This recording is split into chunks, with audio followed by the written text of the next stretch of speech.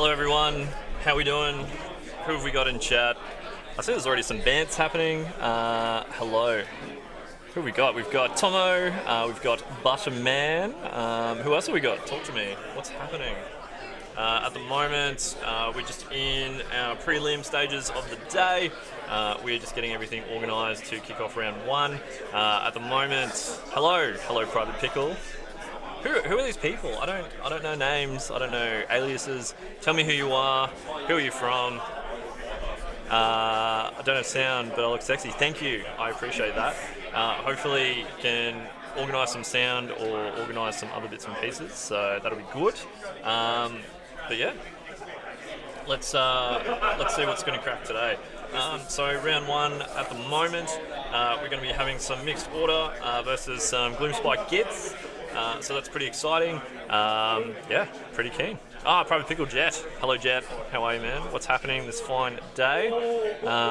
Butterman, you need to tell me who you are. I don't know who you are. And Tomo, you need to tell me who you are as well. So I'm keen to know who you are, where you're from, and what you're doing. Are you currently wearing clothes? Because generally on a Sunday I wouldn't be, because, you know, Saturdays and stuff. But yeah, it should be good. At the moment in the hall, it looks like we have pretty much everyone ready to go. Pretty exciting stuff. Good to see an event in Toowoomba. Yeah, it's pretty exciting. We've got a pretty vast array of different clubs and people from around the state as well.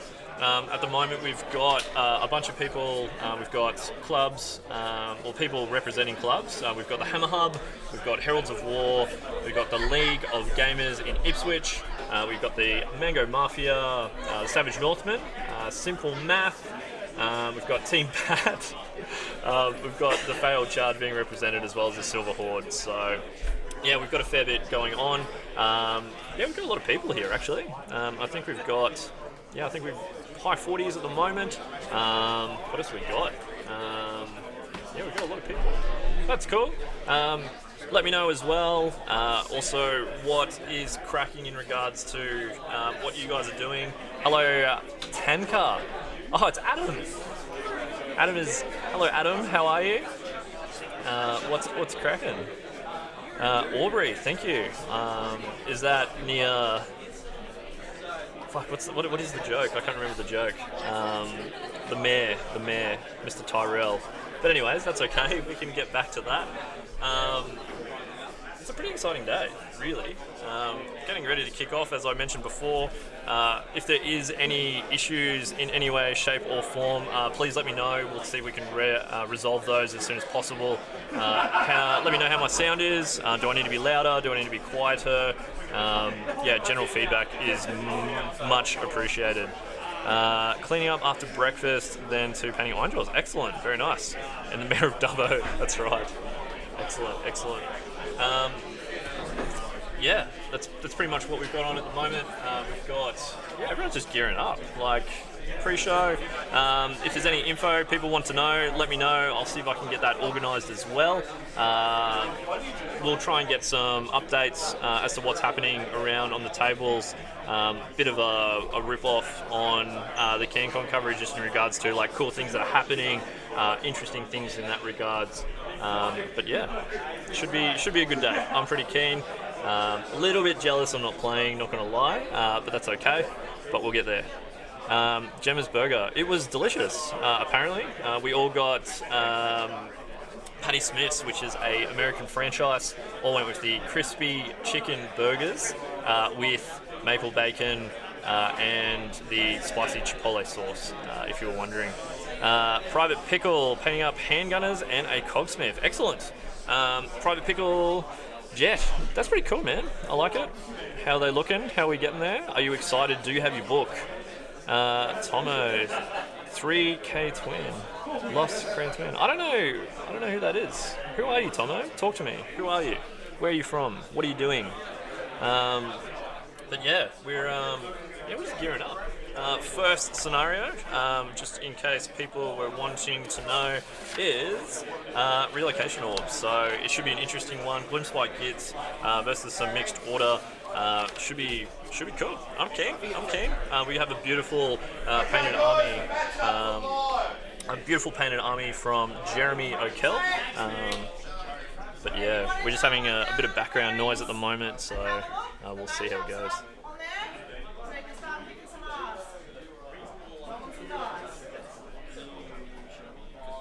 Very exciting, very exciting.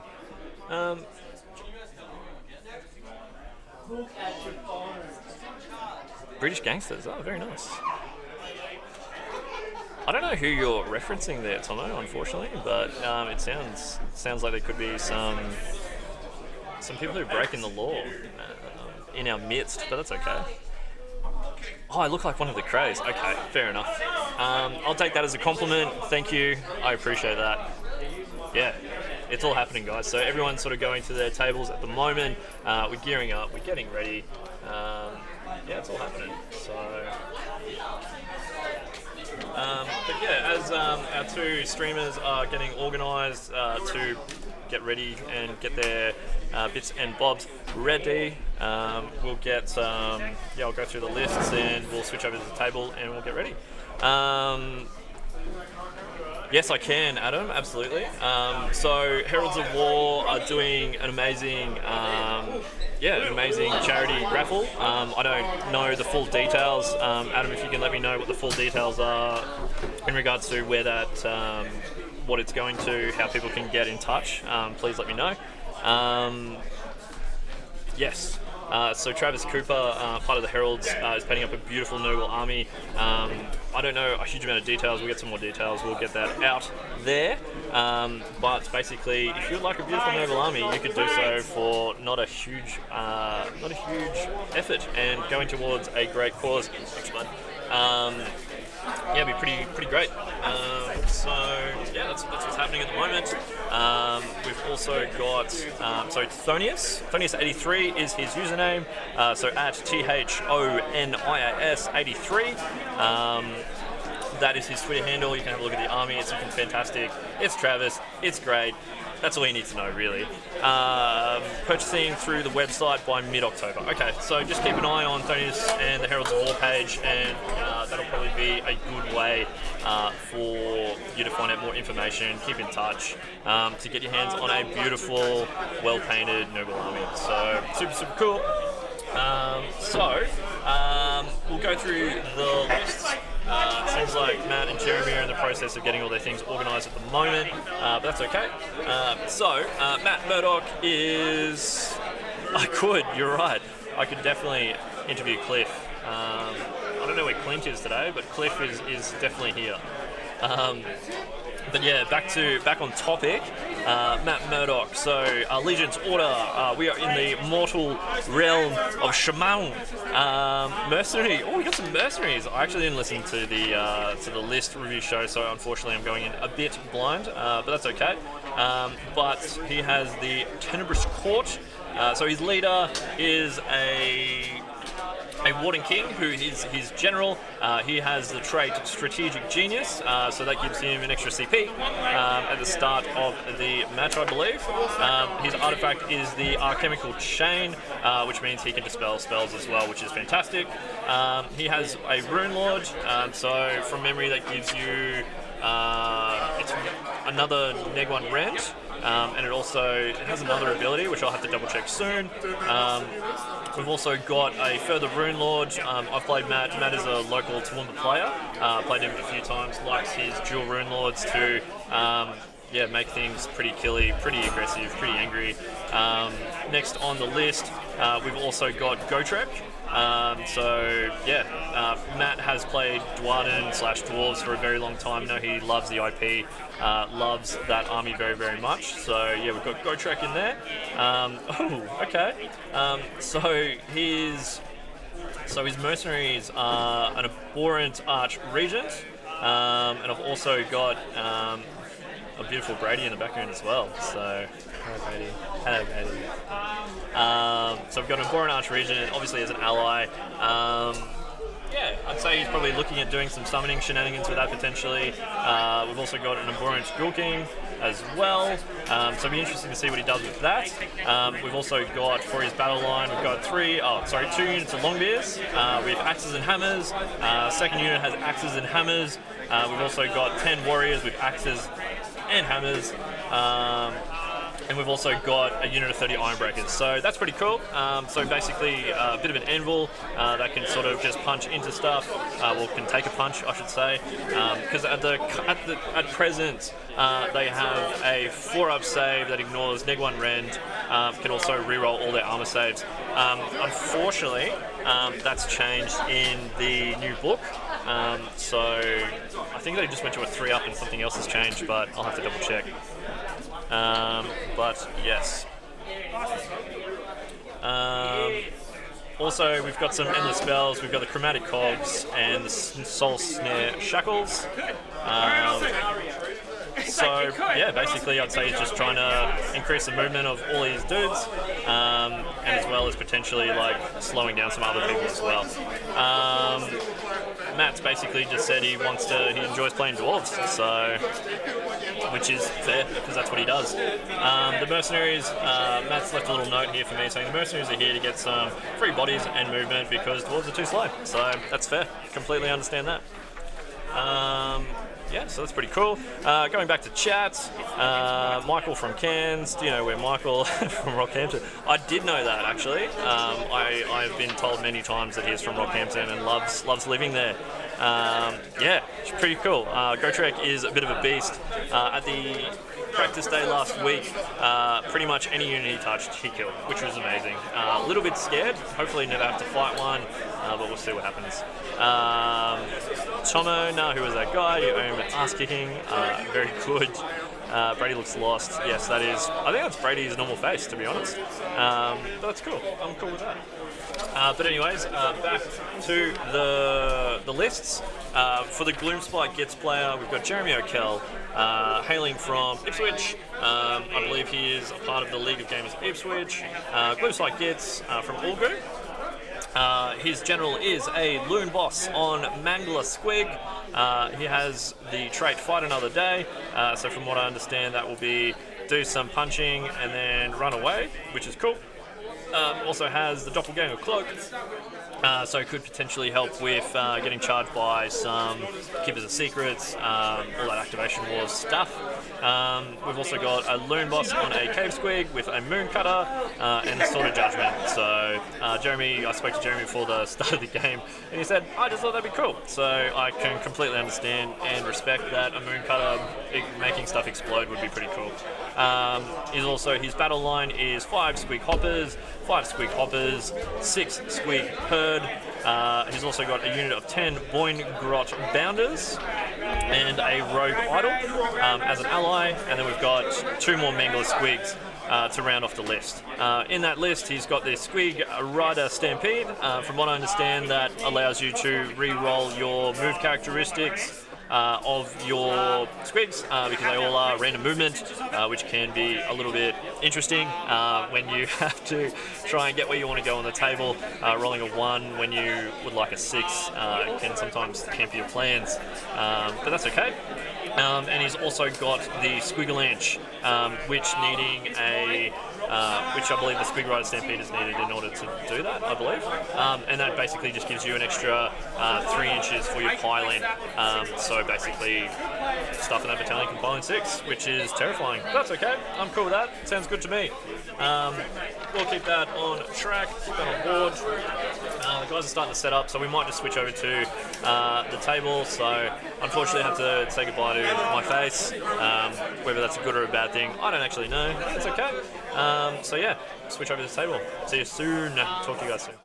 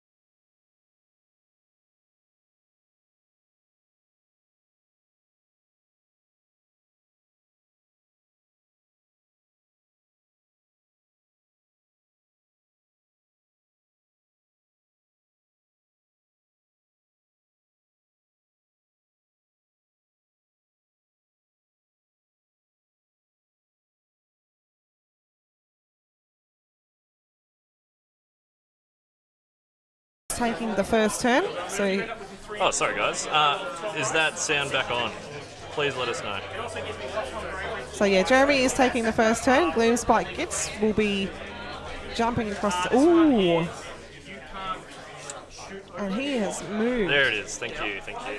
Yeah, so we were just explaining that we're all set up. Jeremy's taking first turn. Pretty exciting stuff there.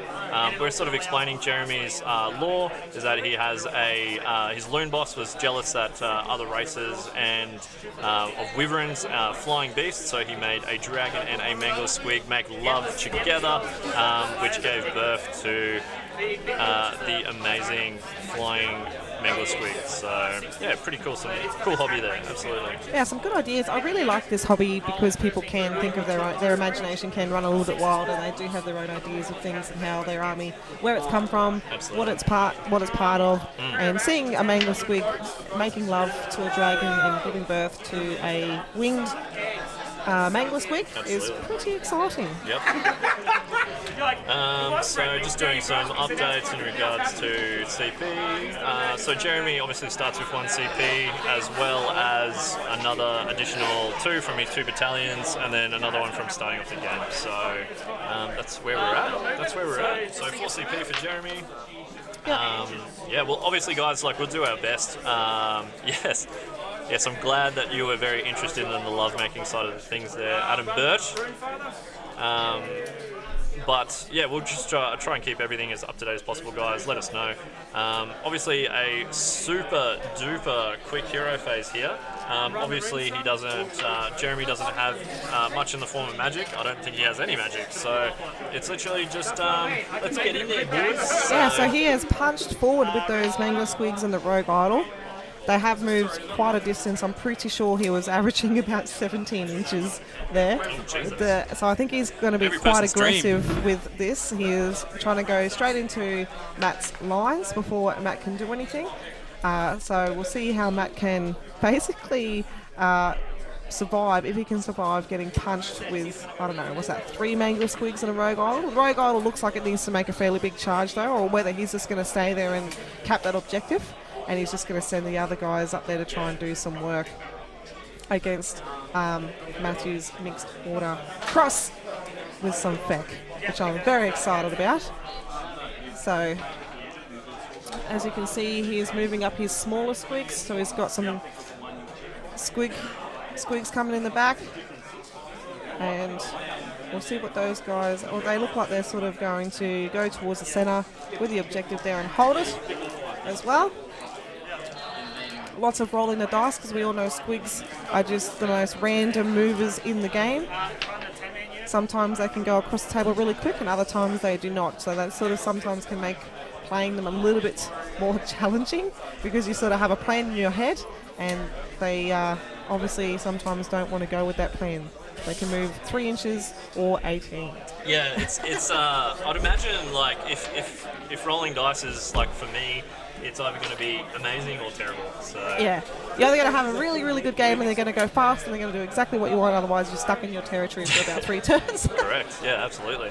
Also in regards to terrain, looking at the table there, one of the mangler squigs is actually in the centre there.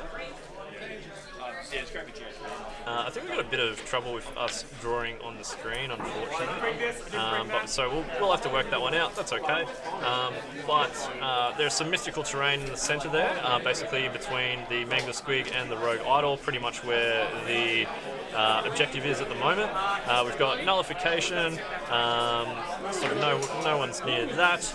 A piece of inspiring near sort of the dwarven front lines.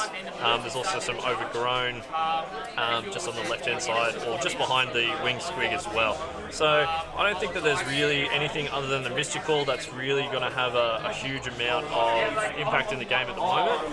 But we'll see. We'll see what happens.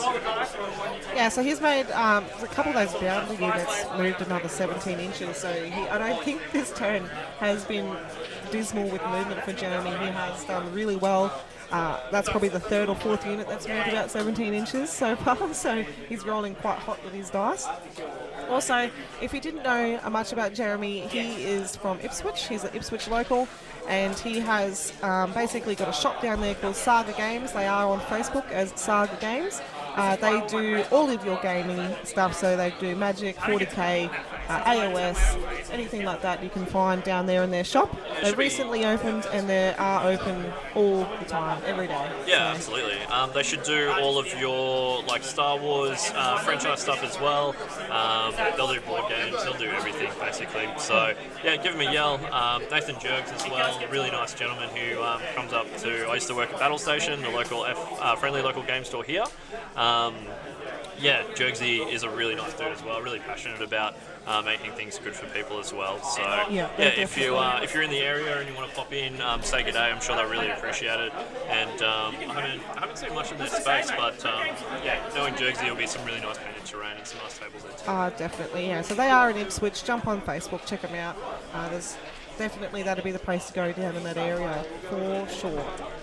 And that is correct. We have no water in Toowoomba whatsoever. Rum and dust. Yeah, that is correct. Pretty much, yeah. That is basically all we've got. Yeah, that's right. Mr. Private Pickle, Mr. Jet, that is better than nothing, absolutely. I would prefer to drink some alcohol instead of nothing at all, personally. So yeah, flavoured with a bit of dust. Why not? Absolutely. Yeah. So it looks like we're making some charges here. Looks like some Mangler Squigs are getting into the action. That's a little bit exciting. It is a bit exciting. I'm waiting to see if he's just going to get creamed or whether he's going to punch him back. Well, the interesting thing here is that if Jeremy is smart with how he activates things, excuse me, his general will fight another day. Could potentially punch into that unit, have a bit of a go, pull things out of like cohesion with each other, and sort of not really get a huge amount of attacks back on his other Mangler Squigs. So yeah, it should be interesting. Let's see how it goes. Oh, so it looks like 2 Squigs are in so far. Oh, jeez Louise. Pretty exciting. So yeah, chat, let us know, who are you, where are you from, what are you doing today? Keep us in the loop. We'd love to know who's in our chat. We'd also love to, converse with you guys, answer any questions, talk about our lack of water and our abundance of rum and our abundance of dust. So So he has made a couple of 10-inch charges with those first Mangler Squigs. So before, when he was measuring, he was just trying to decide where to put those guys, whether they need to be, because they fly, whether he wanted them to go over the back of the unit or into the side. But obviously he's put one in the front and one into the side. So not only has his movement been quite good, but his charge rolls for those 2 guys have been above average as well. Yeah, absolutely. Hello, Michael from Rockhampton. You've made a typo there. I don't know what Cairns is all about, but apparently you live from Rockhampton, so I don't know what's happened there, but that's okay. I'm a little bit jealous that you're in bed though, because that seems like a great place to be on a Saturday. But in saying that though, like a room full of exciting people playing Warhammer is never a bad thing as well. So what a weekend playing Warhammer at a tournament.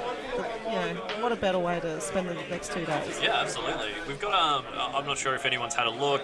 If you jump onto the Toowoomba Open events page, there's been a lot of pictures put up by Gary, one of the TOs / helpers / affiliates this weekend. So yeah, it's pretty cool. Good to see. It is good to see, and I also want to thank all the guys that have travelled to get here. We do have a few people from Cairns that have come down. We have people from Brisbane, we've got people from Ipswich, we have our locals, which I don't really think they need to be thanked. Do they need to be thanked, Josh? They're only locals. Well, like getting out of bed's pretty difficult, So. True. Yeah, it was hard for me this morning when my alarm went off at 6:30. Yeah. Yeah, I got up a little bit before 6 and I was definitely struggling with life a little bit, not going to lie. But that's okay. So Matt Murdoch just had a bit of a giggle to himself because he sort of just accepted the fate of those corralers that just got smushed by those 2 Mangler Squigs. I'm pretty sure one of the attacks, the gob or the mouth attacks off one of them just did 9 9 damage. 9 damage. So that would, Oh, Jesus. that's nearly a whole. What is units? What are his units? Are they units of 10 horrors or 10 warriors? Sorry. Warriors, yeah. So Yeah. we've got 2 units of 10 Longbeards, and we've got 10 warriors as well. Ooh, So well, I'm guessing that unit is probably there's one left. absolutely. That unit. Just in chat, we have got Gabe, the beautiful man himself. Ahoy. Hello, Gabe. How are you? Good morning, Gabe. I currently have a Kazrak, the one eye, new in blister for you here, mate. So, what's going on? Why aren't you here? What's happening? But yeah, it's, there's some carnage. There is some carnage. That unit has gone. That unit is completely just desolated, just taken off the table. Absolutely. You're not going to get it back. But It's really interesting actually now because as for anyone who watched the live stream last week, Hayden and his Knights of Slanesh charged into some Secretors, immediately wiping them out, but also leaving the unit quite vulnerable for a counter charge. So yeah, it'd be interesting to see what happens here, where Jeremy places his units. Has he overcommitted? Will the dwarves be able to jump in and start blowing stuff up? Yeah, we'll see what happens. we will see, because obviously what he's done here is he's basically chosen parts of his army to come across the table. And oh, I'm getting some information. So we have a dragon on a table over here that's just cleaned up.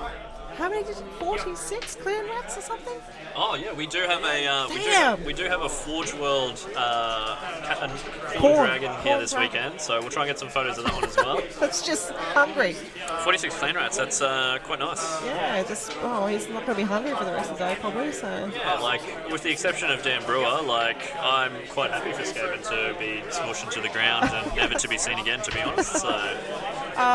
But sorry, back to the game, some stuff I was just explaining there is basically what Jeremy has done. And this is just my opinion, but if you think I'm wrong. And what has happened is he's got his Mangler Squigs come across the table. He's basically put them into the majority of Matt Murdoch's army, and basically they have to kill through those, and he's holding the objective behind them. So that's really good. Sorry, I know I'm stuttering. I'm getting talked in my ear at the same time. I'm trying to listen to one conversation and talk about another. I know women are supposed to do 2 things at once, but I'm really struggling here. I might have to have another coffee.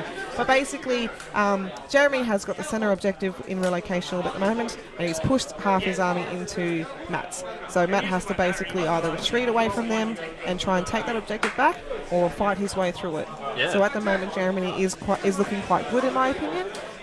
He's set up a distraction and it's working well. Yeah, it's definitely like I guess it's one of those things where you definitely leave yourself vulnerable for like a counter-attack and everything, but at the same time though, if you're completely pinned someone into their deployment zone, that's not great for someone who's being pinned. So much like consensual sex, you want to be able to do what you want to do. So that's when you're correct. stuck not being able to do what you want to do, sometimes that's not great. Not great. It's not the best. I wouldn't put it up there as one of my favourite times anyway. So now basically Matt's got a decision to make whether he is going to be greedy and try and get some kill points, or whether he's going to be retreating those guys. And what would you do, Gemma? What would you do in this situation? Honestly, I'd probably retreat my units and try and, this is an objective game in the end, and try and chase the objective. I probably would want to have some fun at the same time, so I wouldn't be surprised if Gotrek, if where he is on the table, can come across and punch one of those manglers in the face. He definitely could do be able to do that easy. He could definitely do it. And if you're wondering why those Mangler Squigs were able to move so far before, they did look like they poled in a fair way, is because they are able to do a 6-inch piling with the moon. Yes, so with the Squigalanche, that gives an extra 3 inches to their pile-in, so allows them to pile in 6, which is terrifying. Yeah, that is terrifying. Because I was just watching before, I was like, man, when you charge, you can definitely make a pile-in move. But that pile-in move did look quite big. Yep. And I was like, wonder what's going on there. But I've just found out, because the Squigalanche, they are able to be greedy and just go that extra 3 inches. So absolutely. Everyone likes an extra 3 inches, I suppose. Yeah, absolutely. I know most people would. Just in chat, we've got Sean from Notorious in New Zealand. Hey man, how you doing? Thanks for jumping in and hanging out with us. What are we painting, mate? What's going on? Getting ready for Sydney GT? That's exciting. Yeah, tell us more. What's going on? How's New Zealand today? Yeah, is it lovely over there? So basically, we've done some deployment in Clint versus Evie, so they have grudged. And unfortunately, Clint put Manfred on the table, so he's probably lost the game already. That's a bit rough. He has deployed Manfred, so we'll see how he goes with how he can try and win that, just claw that game back. Absolutely. From that deployment. It's actually really good to see. We've got quite a few grudges, so we've got 1, 2, 3, 4, 5, 6. Yeah, we've got 6 grudges this morning. That's fantastic. So with down under pairings, you can actually be quite sneaky. Okay. When you register, I'm pretty sure you can grudge someone and they don't actually know that you've grudged them. So you can do like a surprise grudge. A surprise grudge? A surprise grudge. A sneaky grudge. Yeah, just slipping it in there. So basically, his big unit now, Matt's big unit, has now piled in.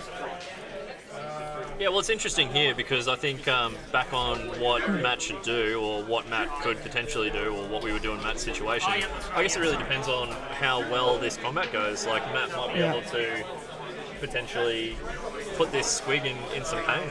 Well, if you can do some wounds on it, that's always going to be handy. But unfortunately, they are a big unit, but they are hitting on 3s and wounding on 4s with no rend. Okay. And just doing 1 damage. So they are on 25 mil basis. So let's hope he can do some decent attacks. Yep. Like a couple of rows, obviously, with 25 mil bases. Yep. So let's just hope that many attacks can actually do some damage to that squig. Yeah, well, I'm just wondering, off the top of my head, I am going to look it up because I don't remember. But I'm just wondering what the save is on a Mangler squig. So I think it's a 4-up.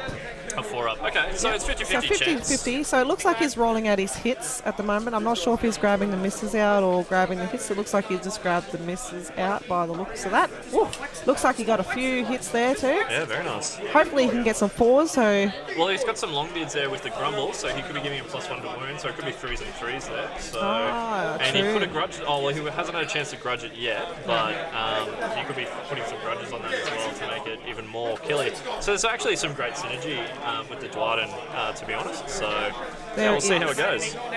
So it looks like our mate Jeremy has to make a few saves on his Mangler squig. Absolutely. So Big Sean, what do we got? Paying some Stormcast Vanguard. Wow, that does something different. Good to hear. So Clem was going to go 4 and 1. Okay, interesting. 4 and 1. Oh, there's some spicy replies in the chat as to Clint's performance this weekend. So I love it. Keep them coming, people. Keep them coming.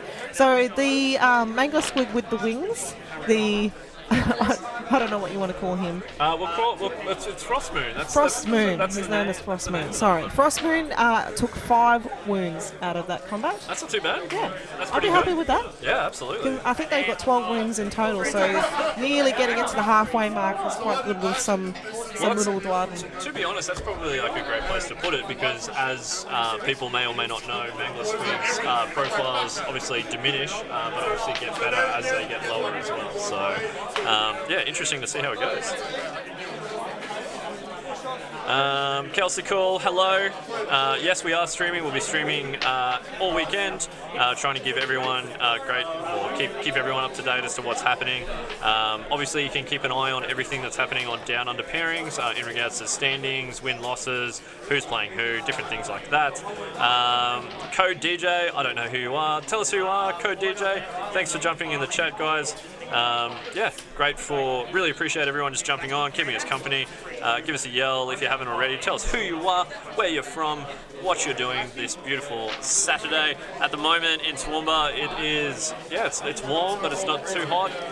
Beautiful sunny day. Yeah, great day for some bloody hammers, you know. Well, I have some news from Mr. Volgorov, from the dragon. Oh, the Core Dragon, yes. He is dead. He's dead? He is dead. That dragon has been taken off the table. Some Glovadiers have decided to just fight back, and they did 36 damage to the dragon. What did, sorry? Globadiers or Acolytes. Wow. Acolytes. Okay. So they did 36 damage to him. Wow. So you can, no more big dragon on that table. He's now fighting on the back foot big time. Well, he's got a blood tide from it. So one blood tide. He's got a blood tide. He's got 1,200 point army. You can have one blood tide for it. That's amazing. And basically down on our back table we have Mr. James Sharman, and he is playing a Gristlegore army. He has got 5 Terrorgeist. Yes. And the gentleman he is playing is from the Gold Coast, or Sunshine Coast, I think. Okay. And they came up, so there's a whole group of those guys, so I want to shout out to all of them. I can't remember all of their names, but I appreciate you guys travelling up here. And he's playing a troll army, and the Terrorgeist are pretty hungry. So they have taken a lot of trolls off the table. Yeah, unfortunately. Absolutely. So going back into the chat, raining in Sydney, that is no good. Paying some Warsaw Guard, very nice. Kel, who are you? Who are you? We've also got Liam in the chat. Hello, Liam. How are you? We've also, in regards to pairing, we have mixed order, like a heavy mixed order. Using dwarves with some Flesh Eater Courts mercenaries versus Gloomspite. Hey Dylan, hey man, how are you? Good to see. That's interesting, very good. Big travelling group, players made up of locals. We've actually probably got more people not from Toowoomba than we do have people living in Toowoomba, so fantastic turnout. Queensland has an amazing supportive scene. A lot of Toowoomba locals, guys from the Failed Charge, generally go down to Brisbane for a lot of tournaments, so it's really fantastic and really nice to see some people from Brizzy coming up and supporting some of our events as well. What else have we got? Brisbane, Gold Coast, and Ipswich will probably be the main for sure. So yeah, fantastic scene, definitely agree with you there, Gabe. Looking at the board, it'd be really, really interesting. So. Alrighty, so if you want some table information, so unfortunately Matt Murdoch tried to cast his cogs and failed. Oh no. And then he tried to do some prayers from the Dwarden, roll to 1. Tried to redo it, roll to 1 again, so just not happening there. But the Archregent did manage to get his spell off on himself to do the extra attacks, and he rolled a 6. So he's got 3 extra attacks on himself. Wow. Okay. And it looks like he's trying to set up Gotrek to go after the Rogue Island as well. So he has gone right out the front there, trying to punch some rocks. That's probably not a bad. That's probably not a bad target for it, really, because obviously with the 4-up mortal wound save, it's not too bad. Yeah. So. He's going to come up there. So this little dwarf guy is going to be looking at this giant rock, and he's just going to try and punch him off the table.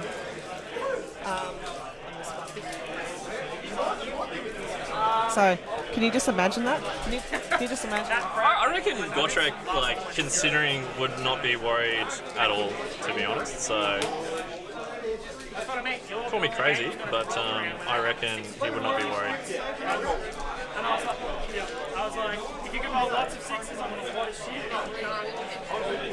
So basically, Matt has got one CP left. And because he spent one on a Celestial Grudge, I think that's how you say it. Yeah, just in short, a grudge. He's grudging a target. So. Yep, so he's grudging a target. Jeremy's got 3 CPs left, and because he spent one on the re-rolls for his Mango Squig. Very good. So we'll update that. Keep everything as up to date. So as well. I like those re-rolls as a command ability. It does come in handy. Yeah, well, considering that it's units that you'd be taking anyway if you're wanting to play Squigs, it sort of makes sense, I feel. So yeah, it does. I'm quite a greedy player sometimes. I like doing some damage because if you don't know already, I have delved into some Feck, and if you can get some re-rolls of 1s, I'm going to be doing it. Absolutely. If you've got enough command points there and you can try and farm them somehow, I think it's a great idea. Absolutely, yeah. Well, they're to be spent. So just if anyone was wondering who hasn't had much experience with Dwarden, as Gemma said, it's called the Ancestral Grudge. So basically, you can use this command ability at the start of your combat phase. If you do so, pick one enemy unit within 18 inches of a friendly hero with this command ability. Until the end of the phase, add 1 to the attack's characteristic of attacks made with melee weapons used by friendly dispossessed units that target that unit. A unit cannot benefit from this command ability more than once. So yeah, pretty cool. Good, like we were saying before, with some synergies between Longbeards and Grudges and different things like that. there is some good synergy there. So Yeah, not many people play them, so it's actually quite good to see that somebody up here has decided. Actually, he's been playing them for a long time, all that. yeah, Matt, So it's good to see them on the stream table. OG dwarf player for sure. So Definitely. jumping back in chat, Jim King Tristan, g'day mate, how we doing? Obviously you're a Tristan of some sort, but which Tristan are you? Let us know which Tristan you are, where you're from, what you're doing. And Liam has jumped in and also said who's bought their ticket for CanCon, AOS Con, but also fixed it up to CanCon. So yeah, guys, who's got a ticket? Who missed out? Who's keen? 240 players, I believe. So. Yeah, and it sold in like over a matter of days. Yeah, I think including the time that the website was down, we're looking at about 9 to 12 hours of that event completely sold out, which is insane. I was shocked, and to be honest, I have to apologise to my partner Michael because I didn't even think about getting him a ticket straight away. I was just so busy with trying to get this tournament up and running for the weekend. I was like, yeah, there's 200 tickets, it'll be okay. I'll get one tomorrow morning because I went up on sale at midnight and I start work at 4 in the morning. So I was like, I'll just get one in the morning. And then I saw a post saying that there was only like 20 tickets left, and I just went, oh my goodness. Oh dear. And I was like, I haven't got one for Michael, shit. So yeah, I jumped on then, and then within 10 minutes there was none. So there you go. I was very, very lucky. So, sorry, I've just got some table news for the top table that the Archregent has managed to summon 20. He's going to choose 20 ghouls. He's going to bring 20 ghouls onto the table with the Archregent. And he's just trying to work out the positioning of where he wants it. So if you don't know the rules of this, when you're summoning with Flesh Eater Cores, they have to be from a table edge. So 6 inches of a table edge and more than 9 inches away from any enemy units. So he looks like he's putting them sort of 9 inches away from the Mangler Squigs. So I'm not sure whether he's trying to swamp those Mangler Squigs back, especially the one just on the right hand side of him, and sort of pin it there so it can't do any more damage to his units, or whether he's going to try and go for the second turn and push them up and sort of get them in the centre of the table there to try and capture the objective as it moves. Yeah, well, that's another interesting thing about this scenario as well, is that if you can cap it in the second part of the turn, if you go second in the turn, you score 3 points. So it's interesting. Like, there's a lot of interesting thinking in regards to, if I can get this, who should I be giving the turn to? Yeah, it's like some other things to think about as well. Jumping back into chat, 11 people from New Zealand are coming. That's fantastic. So that's awesome. We've also got Tristan is from Prince Edward Island in Canada, so that's really cool. Probably our second international watcher. So it's great to have you on there, Tristan. It's nice to finally have, we're sort of meeting, I guess. We're meeting over words. Yeah, absolutely. I have noticed that I think you just followed us on Twitter, so thank you very much. Yeah, that's awesome. How's Canada looking? What time is it over there at the moment, Tristan? I'd love to hear what's cracking on that side of the world as well, bud. So yeah, fill us in. So Gotrek has made a 6-inch charge, and with those ghouls being mercenaries, they do get +1 attack as well. So they're going to go to 3 attacks each, I believe, ghouls. I think they standard have 2 4s and 4s, no Ren for 1. So they'll go to 3 attacks each, and they're on 25 mil basis. So if he can get that 9-inch charge off and be able to position them correctly, he can get quite a few attacks through. Well, that's interesting as well to think about from that additional synergies. He could be using the Archregent to give them extra attacks. So +1, which would be 3, and then a potential extra 3 on top of that. Yeah, so obviously, hopefully that can happen in the next turn if they're alive still. And if he can position them well, I think he can take... he can probably do a few wounds to one of these manglers, I reckon. Very, very cool. So yeah, pretty exciting stuff. It's all sort of happening. If you haven't already, give the Failed Charge on Facebook a like and a follow. Keep up to date with what's happening throughout the weekend. Also the Toowoomba Open event page as well as page. So it'd be interesting to see how everything goes. So I don't think Gotrek with the 6-inch charge actually made it into the rogue idol, which is a bit sad. I was hoping he could go over there and stump his toe on a rock. Oh, no. But it doesn't appear like that's going to happen. Although the two generals themselves have made a vocal agreement that they will have a showdown no matter what. So it's just a matter of who will make that charge in the next turn. I think that's great to see. They're sort of looking after the stream, guys. They're keeping an eye on things and making sure that everyone has a good show. So players, just going back to the chat, I think Adam is trying to seduce a Canadian at the moment, but that's okay. Are we hobbing on some Tomb Kings though, Tristan? It'd be interesting to see. Kelsey Cool is asking how many players we have at the tournament. I believe we have 46 or 47? 47, I believe. 47 players today, so that's good to see. Yeah, obviously no one from interstate, I don't believe, but from all over Queensland, which is great to see. You're welcome, Adam. You're welcome. You're married. You have children. Awesome, Mr. Tristan. So you're hobbying away. So what are you painting at the moment? And it's 9:15, so yeah, it sounds like it's pretty late over there. Hopefully you can manage to listen to us through the first game at least. Absolutely. Just talking some shit. So looks like Matt's really trying to concentrate with how he can squeeze as many attacks and many bases into that Mangler Squig as possible. Absolutely. So the Mr. Frostmoon has only got 7 wounds left. He's going to be making 41 attacks with those guys. So I don't know if, just because of the amount of attacks, I'm not sure whether the 7 wound Mangler Squig, that's how many wounds. He's got the tools. I think he might take it down. I reckon this Mangler Squig's in a bit of trouble. I think he is. I think he should flap those wings and go away because he's well, he going has to be. flight another day, so if he doesn't go there first, he could potentially attack and then jump away. So yeah, we'll see what happens there. Well, with 41 attacks, let's hope Matty can roll some 3s and 4s and get rid of it. Because I think he needs to, so he can free up that part of the board and sort of start contesting the centre where the objective is or where it's going to move to. Yeah, absolutely. He will be in a bit of trouble though if the objective does move behind the rock idol, sort of up in that area. Yeah, it'd be interesting to see. Obviously, with the Dwarden's low movement, it's a bit of a tough scenario for him. It is. But it's interesting as well because there's like a beautiful counterpoint to that. Squigs do have random movement as well, so like if Jeremy doesn't get the rolls that he needs, that could be a bit of a bad time for him as well. Yeah. So I do have to read the scenario because I can't remember if the objective moves before you go for your next priority or whether it.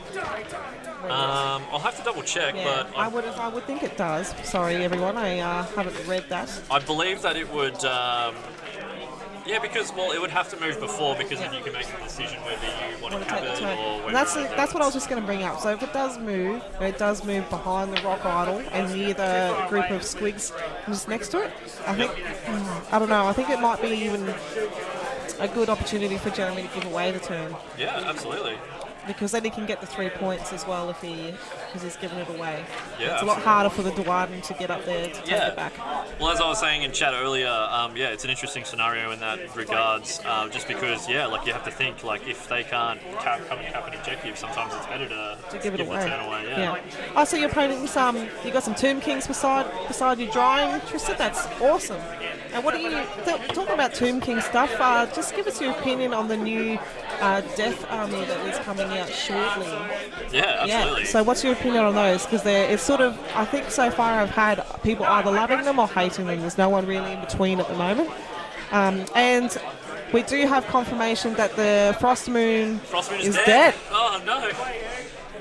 Also, we've just clarified that one as well, guys, and at the end of the battle round is when the objective moves. So, the player who wins the turn roll does have an opportunity to think about what they're doing and when it's happening.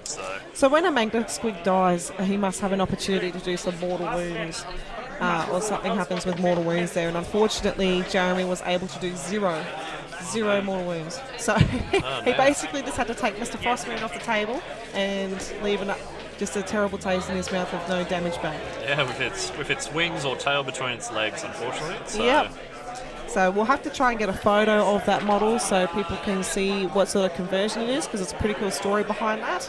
Yeah, so watch out is the rule. So if the model is slain, before the model is removed, roll a dice. For each enemy unit within 6 inches of this model, on a 4-up, that model suffers D3 mortal wounds. So yeah, it's final hurrah, basically. So. And he didn't get there. So yeah, you're all right, they are not Tomb Kings. There's a lot of people here saying they look like Tomb Kings, but I agree that they are not.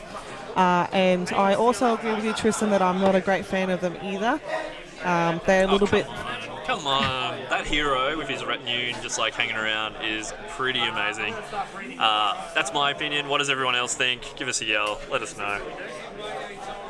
So all three at range. So yeah, that's really interesting now. That sort of frees up Matt to move that big unit again. So it'd be interesting to see. Let's see what happens here. Alright, so we also have a Slanesh versus Idoleth battle going on, and apparently they're just dancing around the table, prancing, and they haven't even engaged with each other yet. That's very thematic though, like Slanesh trying to eat the Deepkin again and everything like that, so I think that's quite fitting, to be honest. Yeah, so they, as fast as Idoleth moved, they decided to just play a really defensive game. They haven't decided to engage with each other at all. And we also have Daughters of Cain versus Daughters of Cain battle going on, and Marathi is versing Marathi in the middle of the table. So I think it's just going to be whoever can striptease the best is going to win that fight. I think if that was me and that happened, I would just probably just take both the models off the board and just play one less thing to worry about, I feel, because they're just going to wet noodle fight each other, and they're not going to be able to kill each other. So yeah, I don't know. Alrighty, so we have the objective moving, and it looks like. Oh, geez, that's big. Yeah, it's big, alright. It is moving in favour of Matthew Murdoch. Priority roll. Who's got it? And they've tied for priority, and because Jeremy took the first turn, he gets to choose. Yeah, that's right. So that is one of the interesting parts of this scenario is. Or interesting part of GHB2 or AOS 2 or whatever you want to call it. Obviously that rule's introduced, so yeah, cool to see. Definitely cool to see. Alright, so Jeremy is taking the turn. He just had to have a little think there. I think he's sort of in the position where he has to, because it's just jumped that far away from him at the moment. Yeah, absolutely. I don't know, it's hard, because you sort of get greedy and want those 3 points. Yep. But then you also have to look at where and what Matthew can do to prevent you from getting there as well. Well, it's interesting when you think about it, really, because obviously there's quite a lot of Dwarden next to the objective at the moment, but we've also got 2 Mangler Squigs left, we've also got the Rogue Idol, and we've also got the Boingok Grounders. So Ironbreaker is obviously an amazing save against anything like low quality attacks, but obviously the Boingok Bounders and their mortal wounds, that could potentially delete a fair bit of heavily armoured dwarves quite quickly. So interesting to see. We'll see what happens here. Jet, not a whole lot, mate. We've pretty much got a Mangler Squig has gone down, a fair few dwarves have died, not a whole lot in regards to other action on the board at the moment, but yeah, it's interesting to see. Yeah, so basically we don't have to change any CPs at the moment because he just spent one. Jeremy has just spent one. Oh. Okay, no worries. So basically, I've got some table news. I'll just find out where the moon is, and I'll get back to you in 2 seconds because I'm excited to see what that's going to do.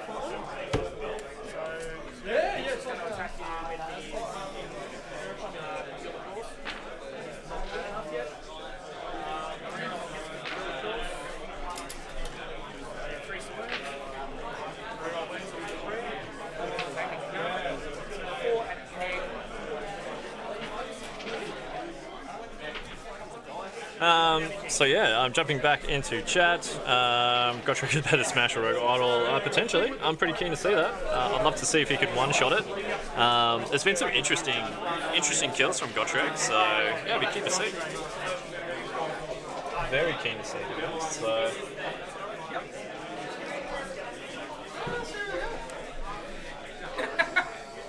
So basically the moon is where it is. It's in that back corner there, and Matt wouldn't have scored anything, any points because he didn't have anything near the objective.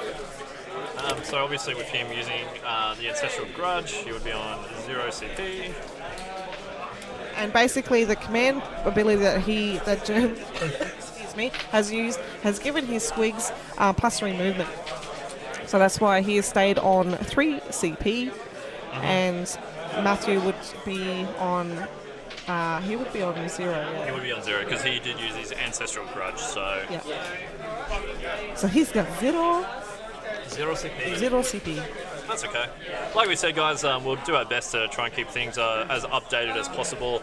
We'll do our best to try and make sure that things are correct and accurate as well. So, if there is anything we've missed or anything that, anything that could be done, let us know. Happy to make some adjustments there.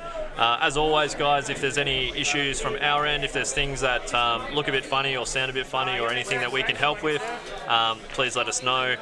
Let us know how our volume levels are. Let us know about quality, different things like that. Always happy to help. So give us a yell, keep us up to date, and keep us in the loop.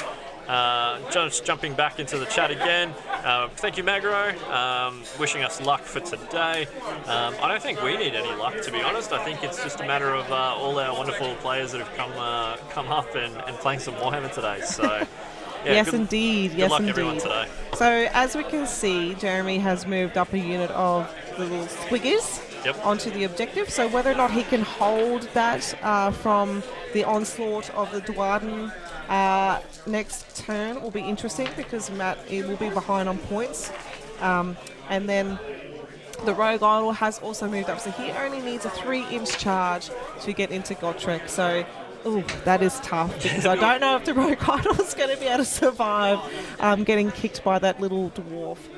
And we also have to remember there is still a Mangler Squig behind the unit of the big unit of Dwarden as well. So it's going to be difficult, because I feel like he's going to get hit from the front and from the behind with 2 Mangler Squigs. Oh, a nice little sandwich. A real sandwich there. Yeah, a little dwarven sandwich. But it should be interesting as well, though, because if Matt can keep his Archregent alive, that's potentially 20 girls each turn that are going to be coming onto the board. So, yeah, I'm really interested to see how this turns out.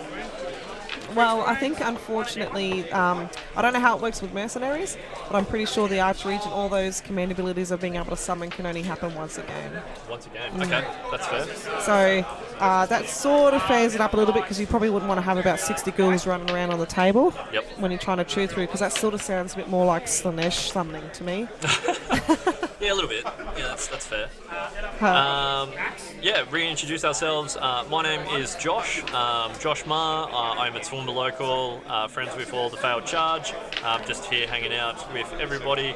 And we've also got... I'm Gemma, so I'm one of the members of the Failed Charge. So I'm a Toowoomba local. Have been playing AOS for about on and off for 3 years, sort of delving into many different armies. Yeah, and obviously met each other just through Warhammer. Obviously met Michael, Gemma's partner, unfortunately, as well as like Dennis and the other people as well. So really, really good.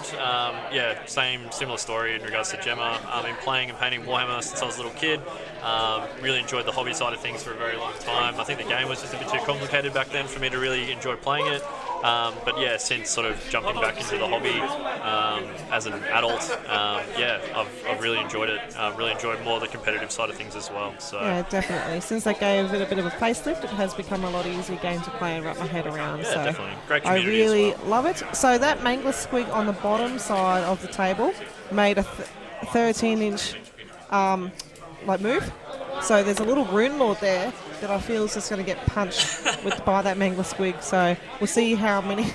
Well, that's an interesting point that I've completely missed.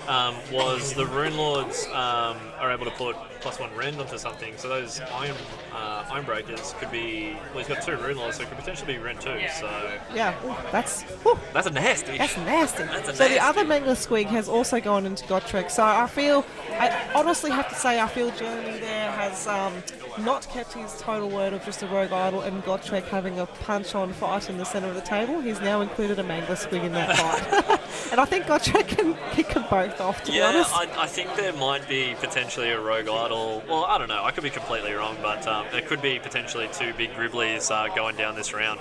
But we'll see what happens. Yeah, we will see what happens. So armies we are working on and playing at the moment. Oh, that is That is a long list. Gemma is working on everything and anything and everything that's available at anyone's moment. So, because my partner Michael and I both play, we have a serious addiction to the plastic crack. So we are working on some Khorne, some Feck, some Iron Jaws. I was working on Legion of Grief.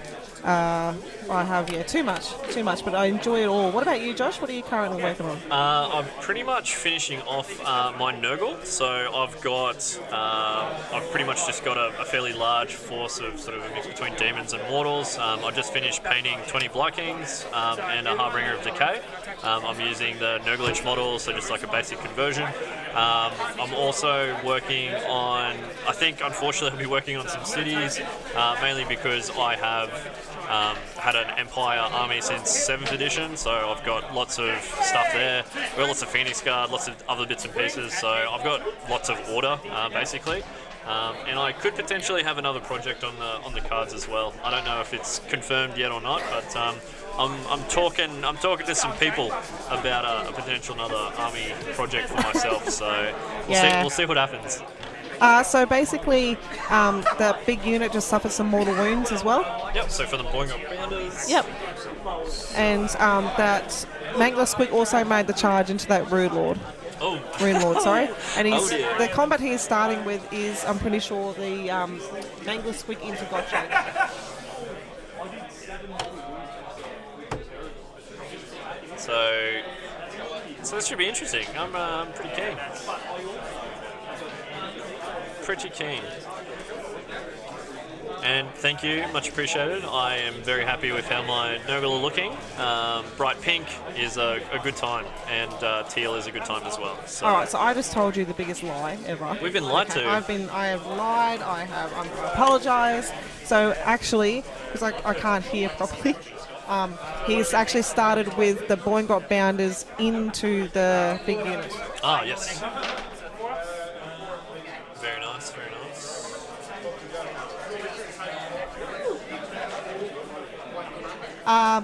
So basically he's done that. He has ignored Gotrek, which I'm not exactly sure if that was a good idea, because Gotrek can pile in twice. He can.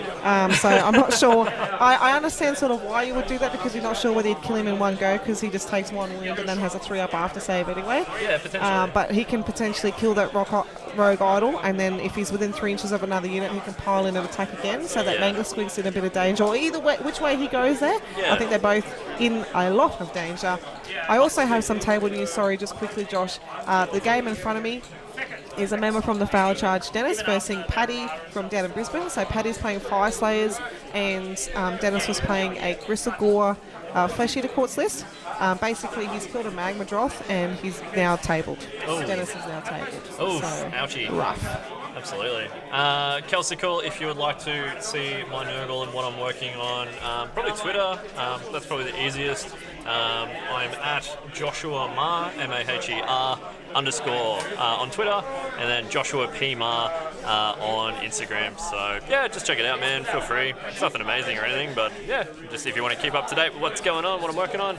Don't be so hard on yourself, Josh. He's done a really good job of painting them. They are like a purpley pink scheme. Yes. So if you jump on there, it looks really sick, because a lot of people paint Nurgle, you're either fleshy or green colour. So Josh has ventured out, and they look really nice. Yeah, I just wanted something a bit different, so that's what I've gone for. What paint did I use for that? I've used Royal Purple as as a base coat, and then Vallejo model colour magenta. So it's super simple. Slowly adding in white for highlights, so it's nothing really special or crazy. But yeah, just colours that work well. So there are no Hawaiian shirts in Toowoomba, unfortunately. So I believe the Bendigo Bush Bash is on this weekend. It is on this weekend, yeah. So it was a bit hard for them to travel up here. Unfortunately, AOS has taken off this year incredibly. So there is a lot of tournaments that are sharing the same weekends. So we are hoping to catch up with them if any of them go to Sydney GT next weekend. So we are venturing down there as well. So Gotrek has been activated by Matthew Murdoch, and he has kept his word, and he is punching the Rogue Idol. Ooh, so let's see how many wounds he can do to him. If he can put the big man down himself. I'm not sure, because he's got a 4-up. Is it just a Mortal Wound save, or is it an after save? 4-up Mortal Wound save. Yeah, Mortal Wound. So unfortunately, he doesn't have the awesome after save that Gotrek does. But he's still hard to put down. Yeah, definitely not the easiest thing in the world No, to kill. So. no, not at all. I think the best strategy is sort of lots of low quality attacks, I believe, to kill rogue idols. But obviously, not every army has the ability to do that. But we'll see what happens. We're getting a bit of an update at the moment, so yeah, let's see what happens. So he did 9 damage to the rogue idol. Oh, because Jesus. the rogue idol halves the damage, he's actually only taken 5. Oh, very nice. So, I actually, to be honest, a little bit disappointed. I thought Gotrek would have done a few more than 9, but he can. I was just that excited. I was hoping he could kill something. Yeah, that's right. I did forget that it's like the old Frost Lords in regards to halving damage. So, Yes. well, Frost Lords still halve damage, but Yeah, not total damage. Which is interesting. So let's see. See not what like the the second opponent Stonehorn wants. back in the day. I remember when those came out. They were just. Oh. Yeah, he has a lot of points though. Like he is still 520 points. So he's- Gotrek is. yeah. Yeah. But in saying that though, a rogue idol is 400, so there is a discrepancy in points there as well. So. So they are just rolling out another combat. Hopefully we can get some updates on what this is. Matt looks like he's doing some saves of some kind. So something must either he's doing the Rune Lord or he's attacking something's attacking Gotrek. Oh, okay, fantastic. So he was punched. Gotrek was punched and he only took 1 wound out of all that. So Oh, very good. So yeah, he's 6 doing left, alright. 6 left. Yeah. Interesting. Very nice. Very nice. How's everything going, chat? Who do you think's in the position to take this one? Do you think that the mixed order with some flesh-eater mercenaries have the tools to take it out, or do you think the Gitz have still got enough punch to bring it home? Obviously, still very tight and still at the early side of things because we are.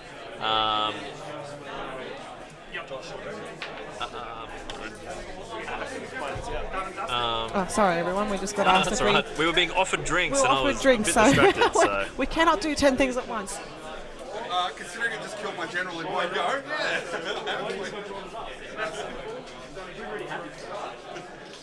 Wow, so these guys are really playing a gentleman's game. So these guys are lovely. They have just had a gentleman's agreement that the Mangler Squig will not attack that lonely Rune Lord down the sort of bottom right-hand corner until the Rune Lord attacks him first. Oh, So he's letting that little Rune Lord go before he wipes him off the table, in other words. that's quite kind and nice. So. Yes. So basically, I really am enjoying this game for the simple fact that these guys have done a couple of gentleman agreements and they are really making the stream quite good. They're making it entertaining with what they're doing. So if you haven't listened beforehand, they made an agreement that the Rogue Idol and Gotrek would get in combat no matter what. And now they've also made an agreement that the Mangler Squig won't attack that Rune Lord until the Rune Lord attacks him. So I think that's what makes the scene great. Is that there's definitely some really nice people that are happy to help each other out here, and they're keen to have some good times as well. So. And that's why I like the scene so much up here too, because it's sort of like a change of air. People sort of come up here and they realise how sort of chilled, laid back we are, but also in a competitive way at the same time, so we don't act like dicks. We still play a competitive game, but we also can make some sort of agreements. Obviously, I don't think Gemma is meaning every other state or any other community are dicks or anything like that, but no, just like we definitely enjoy the fact that we have a fairly casual sort of scene, and everyone's here for a good time, which is great. Yeah, so that big unit of Iron Breakers, is it, are now attacking, so majority of attacks are going to go into a 5-man unit of Bounders, and then the rest of the attacks are going to go into a 10-man unit. So hopefully we can get an update of how many Bounders these Iron Breakers can take off. Absolutely. Out of the 5-man. So that's the attacks he is doing at the moment. Yep. So at the moment, yeah, like if he can sort of delete enough of those Bounders off, like obviously that's what's effectively capping the objective at the moment. So yeah, well, it'll be interesting to see. Ooh, so we have the Purple Sun of Shaiish being cast by a Skaven player on one of the other tables, and it killed a Mangler Squig. If what? Yeah, it just killed a Mangler Squig. Holy moly. And that unit of 5 Bounders was killed by those Iron Breakers, so now we are excuse me, are doing the attacks into the 10-man units. So these little iron breakers are doing the work. Yeah, they're definitely. I feel like with the right synergies, they can definitely be a pretty great little unit. Yeah, so. to be honest, sorry everyone, I'm just trying to get over a bit of a flu too, so my cough does come back and haunt me a fair bit. So with the Duarden, I would say that sometimes trying to run over to them and kill them off is probably, it's good and bad at the same time, because they are one of the most defensive armies in the game, and they can have a lot of synergy to be able to take a punch, and they can also do a little bit of punch back when you Hammer is terrifying, to be honest. So they're probably one of the most survivable armies, sort of being able to take a punch, especially when the battle shock is, they can just ignore it on a 1, 2, 3 as well. So they're going to be sticking around for as long as possible. Absolutely. Jumping back into chat, Slanice. Hello, Slanice. Hey man, how you doing? Welcome. Good to see you on here. I think Spellcheck has helped you there. No one is Austrian here, so, but we are Australians, so. But no, thanks for jumping in, bud. Nice to have you. G'day to chat as well. How's everyone going? What's happening? What's everyone up to? Tell us what you're working on. What's cracking? What's happening on this beautiful Saturday? Keep us in the loop. Also, let us know who you think's going to take this match out. Gloomspite Gitz versus Mixed Order. So yeah, let us know. Let us know what you think. It's looking like potentially. I think Matt could come back with a bit of a comeback on this one potentially, but we'll see what happens. All right. So the second lot of attacks, or the extra attacks, I should say, that went into that 10. They're not men, I suppose. 10 bounders. Yes. 10 squig strong. Yeah. 10 little squiggers. They only killed one. Only killed one? Only killed one. Oh, so a little bit of a letdown there, especially after they just killed a whole unit of 5. They only managed to kill 1 out of the 10 men. Yeah, interesting. So yeah, definitely interesting. Looking back on the chat, thank you, Slanice. We did our best to try and make it look nice and professional. Jem has done all the overlays and worked really hard to get all those done, so that's fantastic. Yeah, a little bit of chat in there as well between Tomb King Tristan and Slanice. So rightio. So Jeremy's probably made a tactical decision here, and he's decided. So the Mangler Squig in the centre that charged Gotrek, he has actually decided not to attack Gotrek with it and attack the Iron Breakers to his left. Good move. And that personally I think is a really good move, because they're the ones that are probably giving him the most pain in this game at the moment, of those big unit Iron Breakers. So if he can possibly get rid of a few of those Iron Breakers, he's in a very good position, because that's Matt Murdoch's hammer unit at the moment. But it's interesting as well, though, is the other thing is we've got to remember that there's a Rune Lord in combat up the back with a Mangler Squig. So if that Mangler Squig can take that off, that's potentially a point of rend that won't be in the game or needed to be in the game anymore as well. So Jeremy could be blunting Matt's theoretical axe at the moment by getting rid of some of those support and synergy characters. Definitely. So if you can get rid of those guys, the army definitely doesn't perform as well. And if he can take away that unit of Iron Breakers, Matt's definitely going to be in a lot of trouble. Absolutely. So we'll see what happens here. Matt definitely needs to try and take that objective at his turn to get 3 points and be in front by 1 at this stage. So whether or not he can retreat and stay out of 3 inches, I'm not exactly sure if he can do that, or he really needs to get some luck here and kill those units. So unfortunately, being stuck with 10 unit of bounders and a Mangler Squig, I'm not sure whether he's going to be able to kill his way out of that. And it does look like there is a character model on the objective, so trying to stay out of 3 inches of all that's in the middle there is going to be quite hard for him as well. Yeah, absolutely. So, other things to consider as well is we've also got 20 ghouls sort of in the bottom of Matt's half of the board, so basically in the bottom left hand corner of the screen there's 20 ghouls that are just chilling that are ready to pounce on the objective as well, so things to think about there as well. Definitely. Yeah, it'll really be interesting to see what happens with this game. It could be super tight, to be honest. It could be super tight. So yeah, because it's going to be Matt's turn next, if it was me, I probably would be moving those ghouls up. Absolutely. Could not agree more.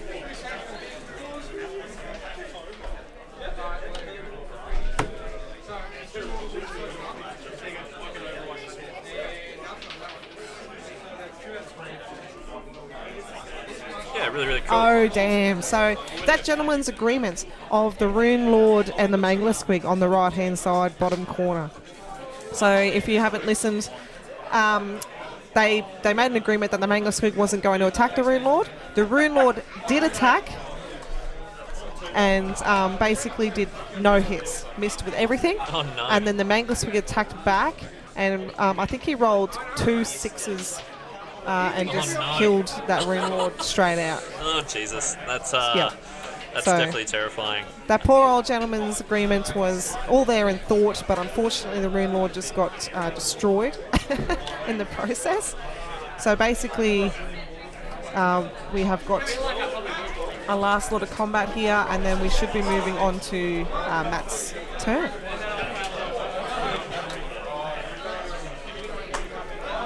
So we'll see what's attacking here. I'll see if I can get some information. Yeah. See what excitement's happening. In the meantime, see if we'll, these little Dwarden can punch on.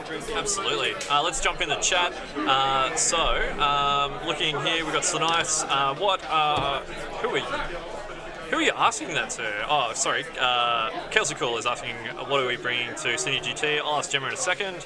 What are our thoughts on 2,500 points? I think 2,500 points, in my opinion, is fantastic. Opens up some doors, just to because you can't really jump to a meta, you can't net list at 2,500 points. It's interesting, other combos that don't exist, lists that don't work, and smaller points work, which is fantastic. So yeah, 2,500 points is fantastic. RCGT, a tournament that used to be in the past in Queensland, was 2,500 points, and it was super fun. Really, really enjoy it. Right. Slanice was also wondering what makes Clint Mallard so attractive.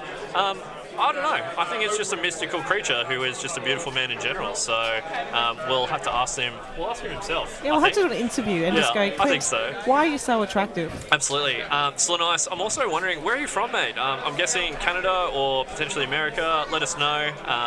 It's definitely a mystery to us all.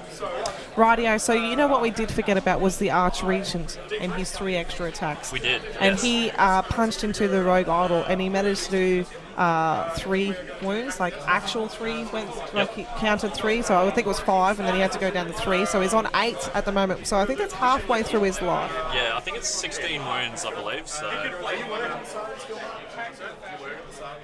Oh, right, and there's a Warden King in there too. Why are we don't even know where these characters are, they just popped out of nowhere. So the Warden King is also in combat with the Rogue Idol, and he did another couple of wounds, so the Rogue Idol has actually got 5 wounds left in total.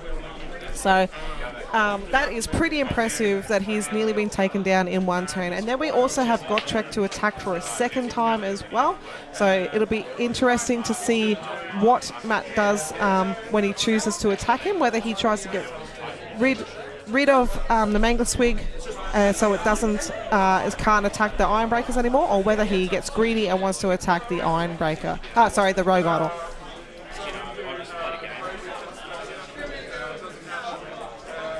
No worries. So basically what we are doing now is we are doing an avalanche of death and finding out which way it is going to fall. So they are measuring it out now and finding out which way it's best, where he can do some damage. Absolutely. So we're doing the avalanche of death. Very, very So he's good. falling on his own Mangler Squig. Let's do it.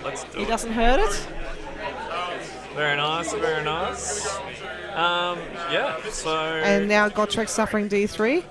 Oof. And he only takes 1. So that's good. Very nice, very Yeah. nice. He's a little tank. He is a little beast of a dwarf, that's for sure. So the Warden King's fine, and so is the Arch Regent. So that avalanche of death, the falling, didn't actually do as much as we thought, and the Rogue Idol is now taken off the table. So that is quite impressive.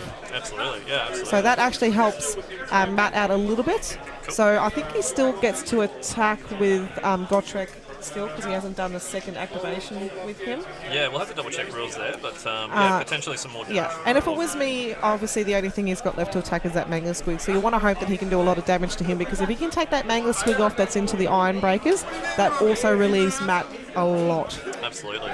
Yeah, so we've gone from being Matt probably on the back foot to now possibly being on the I front potentially think foot. that Matt could bring it back in. Oh, definitely. I think Matt can. I think he has the potential. That's probably a better way to put it. Yeah, he has the potential. If he plays his cards right and chooses his activations and where he wants to attack, he can definitely climb back up and be on the front foot. Definitely, absolutely. Jumping back into chat, Slanice. Oh wow! So America. So I was right. There you go. Primes89. Hey Primes, how are you? Thanks for jumping in. Tell us who you are, where you're from, what you're working on this weekend, or potentially Friday if you're in America as well. But yeah, let us know what's going on, guys. What's everyone else think? Are we thinking that the Gitz have it, or are we thinking that the Mixed Order have got it? Interested to hear your thoughts. Let us know. Keen to hear. Otherwise, we've got a couple of games sort of wrapping up, so we've got, it's interesting to see actually. We've got a few games that have wrapped up quickly. We're sort of cranking through actually. We've got just a little bit over an hour left in the round, so really, really interesting there. So basically, the information that I just told you was wrong. I just confirmed with the table boss that Gotrek was the one that took down that rogue idol with his second pilot activation. So unfortunately, that Mangler Squig is there for another turn at least. So that is how that went down. Gemma is slowly dying, so... Sorry, everybody. And the Archregent, so we have now gone to Matt's turn. So Jeremy would go to 2 objective points. Yep. And Matt Murdoch now has 1 command point, which he needed probably last turn because he just lost 10 Ironbreakers, to Battleshot. Oh, ouch. As well, so at the end of the last turn, so that hurts him a little bit. That hurts him a lot. So the Archregent got his spell off. He's got 2 extra attacks, so he's still quite good because he's 3s and 3s, neg 1 for 1. So the little Archregent himself can pack out a little bit of a punch. Do you think that that's the right move there, Gemma, or do you think that he should have potentially put that onto the ghouls? What do you think? He's put it onto himself. That's what I'm saying. Yeah. Do you think that that's the right move? Well, it depends on where he's trying to play. So he might be thinking that he is, because he's sort of within 3 inches of that Mangler Squig. Yep, clearing it off. He's trying to think of clearing that off, I'd say, which is probably quite important because you want to get rid of that big threat there in the centre because that's probably can potentially do a lot of damage to your Ironbreakers or those heroes there. Absolutely. The Ghoul, he has a Ghoul King too, doesn't he? He does, an Environable King. So. And basically he cast his spell and gave the Archregent another extra attack, so that basically has given him 3 extra attacks, so he's got 10 attacks, I think, at the moment. 3s and 3s, neg 1 for 1. Yeah, 7 normally, and then yeah, wow. And then the Ironbreak, if I can ever speak English properly. That's fine. They've got the Celestial Shield as well, so that must be his command ability gone. Yes. So he'll go down to summon as well. Yep. Awesome. Very So good. his CP is now gone, so I don't think that's probably a bad idea because he's only got a few Iron Breakers left. Yes. So he just lost 10. So he's probably trying to get them buffed up as much as possible, try and do as much damage as you can, and then just hope for the best. Yeah, well, he had a unit of 30 to begin with, and just losing 10. Also had lost a few before, so realistically, he's probably not going to have a huge amount left, unfortunately. So. Yeah, and he's making a good move here, moving those ghouls up to capture that objective there because he's definitely going to outnumber that one lonely hero there. And that's... sorry, you go, Gemma. Oh, no, I was just going to say, and that's probably why he put the extra attacks on the Archregent as well, and that's what sort of I'm thinking is he's going to try and get rid of that Mangler Squig. That's a big threat, and then he basically just has some bounders there to get rid of, and hopefully those Ironbreakers can do a fair bit of damage to them. Yeah, absolutely. And then we'll see where the objective goes, and basically who's going to take the next turn. Yeah, absolutely. And the interesting thing about that as well, it'll be interesting to see whether Matt Murdoch, Matthew Murdoch, if anyone has noticed, that is I think it's Daredevil, I believe, it's actually called Matthew Murdoch. But anyways, it'd be interesting to see if Matt charges those in to try and clear off that hero as well. because if he does that, I believe that would leave no heroes next to those bounders, which would leave them quite vulnerable to battle shock as well. So Definitely, because we all know Grots don't really have, or Gitz don't really have that good of a leadership. So we also have to remember that he does have a couple of units up the top right hand. yeah, he does have two. Jeremy has 2 units of Squig Herd, so it'll be interesting to see if they come into play as well. Jumping back into chat, hello Jay. How are you? Hope you are well. Thanks for jumping into the stream today. Where are you from? What are you working on? What's happening? Is it Friday or is it Saturday for you? Also, Slanice is working on a Forge World Keeper, so yeah, cool. Interesting changes there. When the Slaanesh book came out, definitely just came into, or just turned into, instead of an Uber Keeper, it turned more into just like a different Keeper, basically. But yeah, interesting to see. So cool to see. Tweet at us. Would love to see what it looked like. Keep us in the loop of all your hobby progress over the weekend. Yeah, I'd like to see this Forge World Keeper. So again, we should really read up on our rules because we've told you another fib. So basically, Matt has just now spent his command point from the Ghoul King. Oh, yes. And he's bringing on 10 ghouls. So before that was actually a prayer for that celestial... So that was probably using his other Rune Lords. Yeah, he's on the Rune Lord, Yeah, so that was a gotcha. prayer. So forgive us for that. That's my fault. I don't know exactly all the ins and outs of the Dwarden rule set. Yeah, so awesome. unfortunately, we just fixed that up, and he's actually just spent that one last command point that he had just then on summoning some ghouls. Yeah, like we said, guys, we'll do our best to keep things like up to date and accurate and everything like that. Naturally, we will make mistakes. No one's perfect, unfortunately. But yeah, we'll do our best to keep things as up to date as possible. Jumping back in the chat, Jay Damned is from the USA. Oh, fantastic. So Friday night, seems like a few Americans are doing some hobby. First time watching the channel, painting some Plague Marines. Awesome, man. Well, thanks for jumping in. Really appreciate you coming and keeping us company on this, what is now becoming quite a warm day in Toowoomba. So in Queensland, Australia, sort of the top right-hand side, top right-hand corner of Queensland. But yeah, man, thanks for coming. Enjoy. Let us know what you think. Yeah, thank you so much. It's wonderful to see that we can nab some people from overseas. It's pretty exciting. Hopefully we can live up to some expectations. No pressure. There's no expectations. We'll just be us, and if you enjoy it, cool. And if you don't, well, we're real sorry about that. But that's Yeah, okay. sorry. All good. All right, cool. Well, obviously, looking at the table, those ghouls have jumped into the loon Okay, boss. so he has charged that loon boss with 20 ghouls just to secure that objective. He does have the Sword of Judgment, though, that loon boss, but it only affects heroes. Heroes and Or monsters. monsters, so he's pretty safe there. Yeah, so probably a good move in that regard, sort of swamping a hero and removing his ability to do lots of damage. By swamping it with just stuff that doesn't really matter. That doesn't really matter, that's exactly right. And those 10 ghouls that he just summoned on also made their 9-inch charge into that very Mega nice. Squid, which I actually forgot was there. Rolling hot. So some he would is say. now is rolling hot, and I forgot that Mango Squig was there, so Very good. whoops. We'll have to see. We'll see if we can get our table boss to update us as to what's happening with Gotrek. Let's see whereabouts, what's happening with him as well.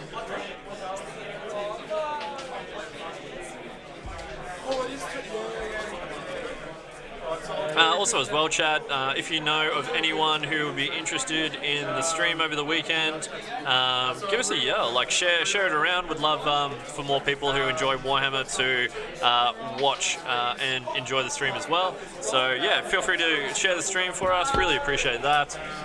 Might come across a bit cringy, but yeah, we just want people to enjoy it. Would love for people to give us some feedback and let us know how we can improve and make things better. We've also got Rage at Sigma Joe in the chat. Hey man, thanks for jumping on. I think the Americans are going to be outnumbering the Australian viewers soon. So yeah, cool to see. What are you working on, Joe? What's happening, man? What are we working on tonight, or are we just having a bit of a hobby break? Let us know. Keep us up to date. Enjoy some hammers from the other side of the world. All right, so those 20 ghouls that have just gone into the loon boss, they have managed to be able to pile in, and all 20 of them are going to be attacking that loon boss. Yep. So that's going to be a lot of attacks. That's 40 attacks, I believe, if they haven't got any extra on them. Yep.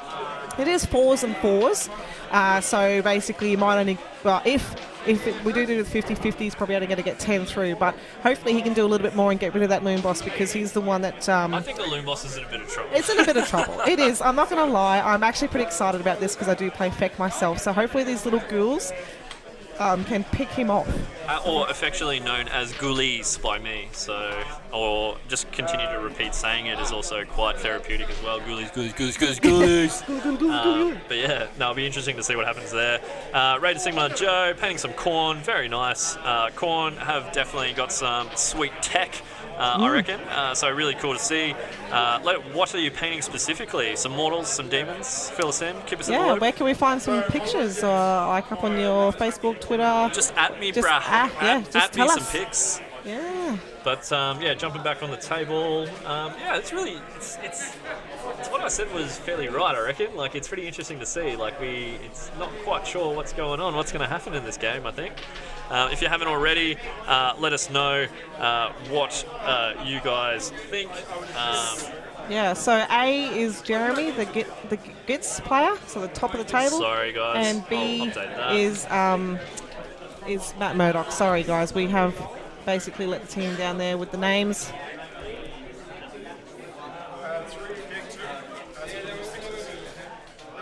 All right. Thank you, guys. This is our first time streaming, so yeah, unfortunately we might get a few things not quite right, but like I said, just give us a yell if there's anything that you guys, if we've missed anything, or if there's anything that we can fix from our end. We'll do our best to do that, obviously. So yeah, give us a yell if there's anything you can think, like levels, if we're a bit loud or a bit quiet. Always happy to hear from you guys there. So yeah, all right. So with that unit of 20 ghouls, he only got 6 through. Oh, okay. Yeah. So that was probably a little bit below average, actually. Definitely. So either he made he made some really good save rolls, or Matt made some really terrible wound rolls. Or a combination. Well, maybe these mercenaries weren't really paid well. Maybe they've got the Flesh Eater Courts Union on their back, and they're not quite working as hard as they need to be. Or maybe they're working on a Saturday, so, you know. Well, who likes to work on a Saturday? Well, yeah. Unless there's double time, baby, I ain't there. Hopefully there's some penalty rates at play for these mercenaries on a Saturday. Well then, so that is a turn of events. So the Loon Boss has been taken off the table. So he is dead. Yeah. So as we thought, that Loon Boss unfortunately was killed. So there we go. Very, very good. Yes, Rage of Sigma. The Daredevil definitely does play some Warhammer. Matt Murdoch definitely cops that. It is not the first time he's heard it. I think you can sort of see he dies a little bit inside whenever someone brings that up, which is which we always appreciate, and we're always happy to see some bastardization. That's for sure. So happy for that. Oh no, I've lost my earring. We'll also do our best to see if we can get both players on just for a quick interview after the game as well and get their thoughts. So yeah, we'll definitely see where bloody go.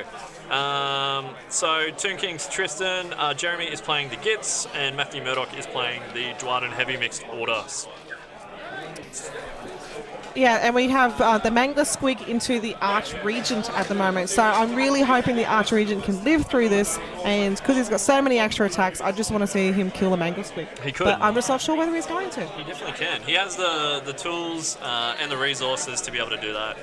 Yeah, Tristan, it's his stuff is dying, but yeah, you never know, man. Like, it's one of those things. We'll see how we go. All right, so he has possibly made a fatal mistake and split attacks. Oh. So he did 6 wounds to the Archregent. Yep.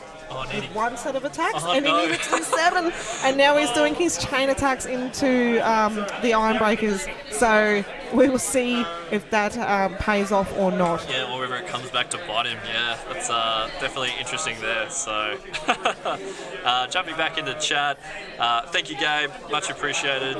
Gemma is to thank for the layout and the overlays. Yeah, done a great job, absolutely.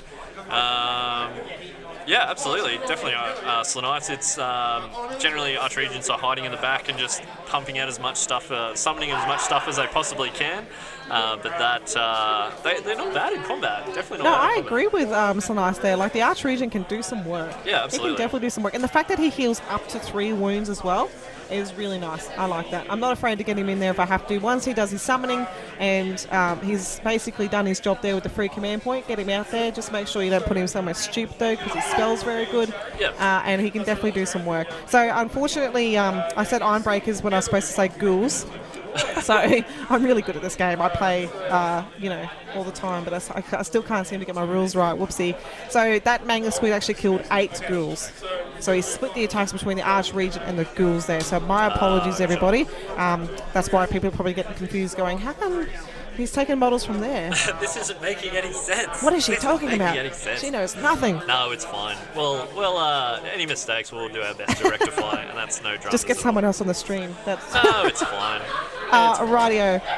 So, well, this is a bit above average. So Gotrek attacked, and basically he did 4. He got 4 through, and Mr. Jeremy O'Call needed to make 4 6-up saves, and he made 4 6-up saves. Like, what the hell? Oh, that's amazing. Yeah, we heard a bit of a cheer and a burst of laughter from Jeremy. We weren't quite sure what happened, but it's all making sense now. So yeah, you gotta love it when you roll hot and bust out some. And sweet now saves, he's trying to butter up his opponent with some Tim Tams just to make him feel a bit better. Hey, that's not bad. I just rolled 4 6s, but here you can have a Tim Tam Well, we and make do have yourself feel some better. best sports at play here, so maybe that's a bit of a tactical move. Oh, we do. We actually have a Big Dick Energy Award. The Big Dick Energy. So Yeah. it's an amazing little trophy.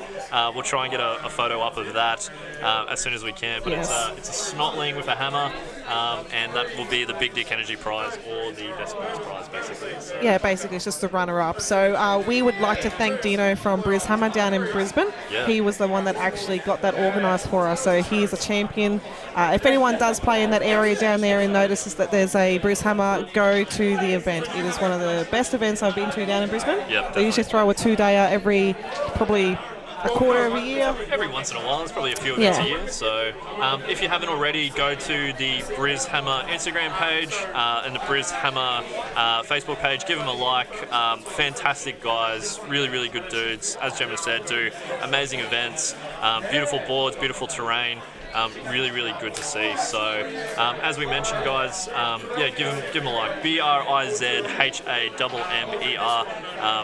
Awesome dudes. Definitely making the Queensland scene a better place for sure. So basically, poor Matty Murdoch there has done, his dice are hating him at the moment. So he has rolled some wounds, some saves for Gotrek, and unfortunately failed. So he's only got 2 wounds left. Gotrek's only got 2 wounds left. Oh, He just shit. took 3. The little man shit. might go down. Hero was thinking he'd have to fight his way through all the manglers, but he might not even make it to the end of the game. Absolutely, yeah. Let's we'll see what happens. Jumping into chat, we've got Rob. Hello, Rob. Hey, How are you? Rob. Thanks for jumping on, mate. Thanks for the retweet as well. Saw that as well. Much appreciated. Yeah, that's much love. Hope you're feeling well. Hope you're healthy. Yeah.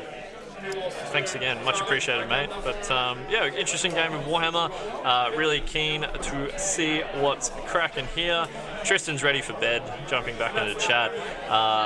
No, he said go to bed, Robert. Go to bed, Robert. Go to bed, Robert. Oh, okay. Sorry, I've completely read that. So basically, the Ghoul King over here killed 2 bandits. So that little fella by himself has done more wounds than that unit of Iron Drakes. So he. Iron Breakers. Sorry, Yeah. I can't get my names right. Iron Breakers. So basically, he just come over and punch them. Take 2 away, please. I'm done. Catch you later. Thanks for coming. See ya. But thanks, Rob. Much appreciated, mate. Definitely appreciate the support. Rob was nice enough to have a chat with me and answer some of my questions as well. So, really appreciate your help in that regards. Making sure that today is good, runs smoothly, etc. It's been really good so far. So let us know what everyone thinks. How's the stream going? Is everything in regards to sound and quality still coming up okay on your end? If there is any dramas, please let us know. It's getting interesting. It's getting interesting now. So we are literally just coming to the end of this turn here.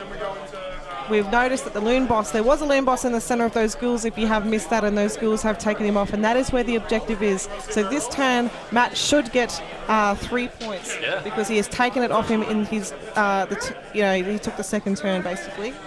So he'll be in front by 1 point at this stage. So it is tight. It is tight. This is going to be a good game. This has been great. So, yeah, good to hear. Thanks for letting us know, Tristan. And basically, also, if no one knows or has watched The Honest Wargamer on Twitch or Facebook, jump on there, go on there, listen to Rob and Nathan and Absolutely. all the other peeps that he has on there. They do Speckles. release, Speckles. The unsupervised Dan gets on there as well. So jump on there and watch some of their videos. They are extremely good. I love them. I wish I had no job so I could sit down and watch them all the time. Absolutely. Yeah, definitely Rob is definitely the benchmark in the Warhammer community for fantastic content, informative stuff, super entertaining, really good people. So yeah, definitely give Rob and the team at the Honest Wargamer a like, a follow, whatever's... Jump on Patreon, whatever you feel. Yeah, get on there. Throw as much money as possible as you can at them, because they deserve it, because they do an awesome job. So, They do. Jumping back in the chat, Primes, we've got about 50 minutes left in this round, so not a huge amount, but I think now that there's not a whole lot on the table, the turns will probably be going a fair bit quicker. We can do that, Tristan, for sure. I have a miracle. I have some miracle information. Updates. The Glockin has managed to use his shooting attack. Yes, he has a shooting attack because it's freaking useless most of the time. But It's really good, bud. It is really good when it gets through. It has gone off and killed Archaon. Holy yes, crap. that is correct. He has killed Archaon. It's taken him off with however many wounds left he had to do. Just get rid of Archaon. So, Mr. Chaos himself, you can piss right off. There you go. That's amazing. So, Glockin is showing him how it's done. It is definitely a bit of a slept-on ability. I've been absolutely bent over and spanked by the Glock King's shooting attack plenty of times. I think generally from you, unfortunately, Gemma. I did like to use the Glockin. I don't know why, because he's a bit useless, but I do love him. You know, when you just have one model, it's like Clint with Manfred. You just have this little connection with a model. Yeah. They're not overly great, but you're going to use them anyway. Oh, Glocking's good. Glocking's great. Absolutely. The best thing I ever did with a Glockin was back in the day when stone horns were just ridiculous. Yes. I rolled a double 6 for the 2d6 damage. Oh, goddamn. Yeah. Anthony's face was a bit sad, Yeah. actually, when that happened. Fantastic. And I was like running around like a soccer player with my shirt up in the air. Woo! Yeah, absolutely. Oh, jeez. It's definitely nice when that happens. That's not going to lie, so... So, these guys, they're talking out something at the table at the moment. Maybe making another gentleman's agreement. They have done a few of those this game. Yeah, there's definitely been some chivalrous acts at play, which is always nice to see. So. Yeah, it has made this game actually really, really nice. And they've kept to them as well, which is good. There's no been sneaky tactics where you agree with something and then you just stab them in the back and not do absolutely. it anyway. If anyone hasn't played Triumph and Treachery, if you've got a whole weekend to do some fun stuff, jump on and play some Triumph and Treachery. It is hilarious. It is a lot of fun. So Definitely obviously, we enjoy our competitive play and we enjoy our match play. Triumph and Treachery is definitely a fantastic part of the book that's a lot of fun. So absolutely, jump on, enjoy. Jumping back into chat, Honest Wargamer is part of the Rage of Sigma media conglomerate. Fantastic. So basically to be a media empire, something like Prestige Worldwide, I would imagine. So Rob, you're an adult, you can do whatever you like. What time is it there, just out of interest? Yes, so nice, RK off. He is definitely, take him off, catch you later. Thanks for coming. Jenkins Tristan, just as you fall asleep. That's a little bit creepy, but I'm into it. I'm totally into it. Just a new ASMR. I don't know, that could be an interesting Warhammer ASMR. You could definitely whisper into some microphones and I don't even know what you do for some sexy whispering. Oh, I was just thinking I could play some Enya, Sail Away. That's always nice. Oh no, ASMR, what sort of weird noises can you get from hobbies, clipping sprues and other different things like that. Yeah, I don't really know. I don't want to think about it too much, to be honest, but that's okay. Yeah. So basically, the Ironbreakers attacked, and they just only did 1 wound to the Bounders. Oh no, so that's not even 1 dead. So that's that is still 1 on the board. That's okay. Alright, the Archregent also attacked and did 5 wounds to that Mangler Squig down in sort of the right corner there where there's only 2 ghouls left. Yes. So that Mangler Squig has 5 wounds remaining. Ooh, okay. So everything's dwindling away. It's sort of, the next turn I feel is going to be quite big. I would agree. Just to see whether those Mangler Squigs can be removed. Yep. But remember, he still has a couple of units up the back of the table there, sort of just in front of his deployment. They look like there's some squigs up there. Yeah, so definitely getting to the pointy side of things in that area. So we'll see how we go. Jumping back into chat, is that a Billie Eilish song? Maybe of the unreleased collection, potentially. So Australian Sexy Modelling Radio. I don't know about models, but we could. I don't even know what to say to that, to be honest. So we get that paintbrush from me and dirty water plug. Yeah, I guess. Like, you could definitely do that. I suppose, Tristan. Maybe that's an opening for yourself, Tristan. Like a bit of weird and wonderful nerd ASMR stuff. So yeah, jump on it. Let us know how you go. So the Mangler Squig is down. Repeat, the Mangler Squig is down. So geez. Gotrek piled in and has removed that Mangler Squig in the centre. Well, they haven't taken it away yet, but it is dead. He did roll 2 6s with his attacks and did 10 mortal wounds to start off with. Oh Jesus! And then he got 5 wounds through. And unfortunately last turn Jeremy rolled 4 6s to save, but he could not roll 5 this turn. So that Mangler Squig only had 1 wound after those 10 mortal wounds went through, and unfortunately with those 5 saves, he wasn't able to save him. Oh no. Oh well, that's another one down.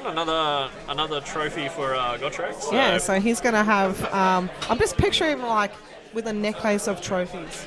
Just like hanging off, he's just got bits and pieces of what he's killed just hanging off his neck. I was like imagining that you were about to say he hangs his like axe from his neck and he just does like headbangs and then he swings his axe around and that's how he kills stuff. So that's pretty good. And because that Mangler Squig does the mortal wounds when it dies, it actually did 1 mortal wound to its other Mangler Squig down the bottom right-hand corner. Oh dear. Oh dear. Okay. So it sounds like he's hurting more of his own stuff than Matt's stuff at this point. Yeah, some splash damage is... you got to be careful with it. So. Yep, it's just going everywhere. Absolutely. Oh, that's cool. So, yeah, a few more dudes been taken out, so... Ooh, no! Still nice. I heard that island is quite nice this time of the year, so, yeah. A nice holiday destination. Okay, so 3 Longbeards have also gone down from that damage. Yeah, saw those getting taken off there. They're standing on the inspiring bit of terrain, so +1 bravery there, which will be helpful. And 1 Ironbreaker died from it as well. Oh. Oh, and 2 Bounders. And 2 Bounders. So one. Our table boss can't count. So 1 Bounder. Well, 1 was on 1 wound because the Ironbreakers would have done 1 wound in the combat round, so 1 mortal wound there as well. So he has literally done more splash damage to himself. I feel. So I know the feeling of that has happened to me before. Yes.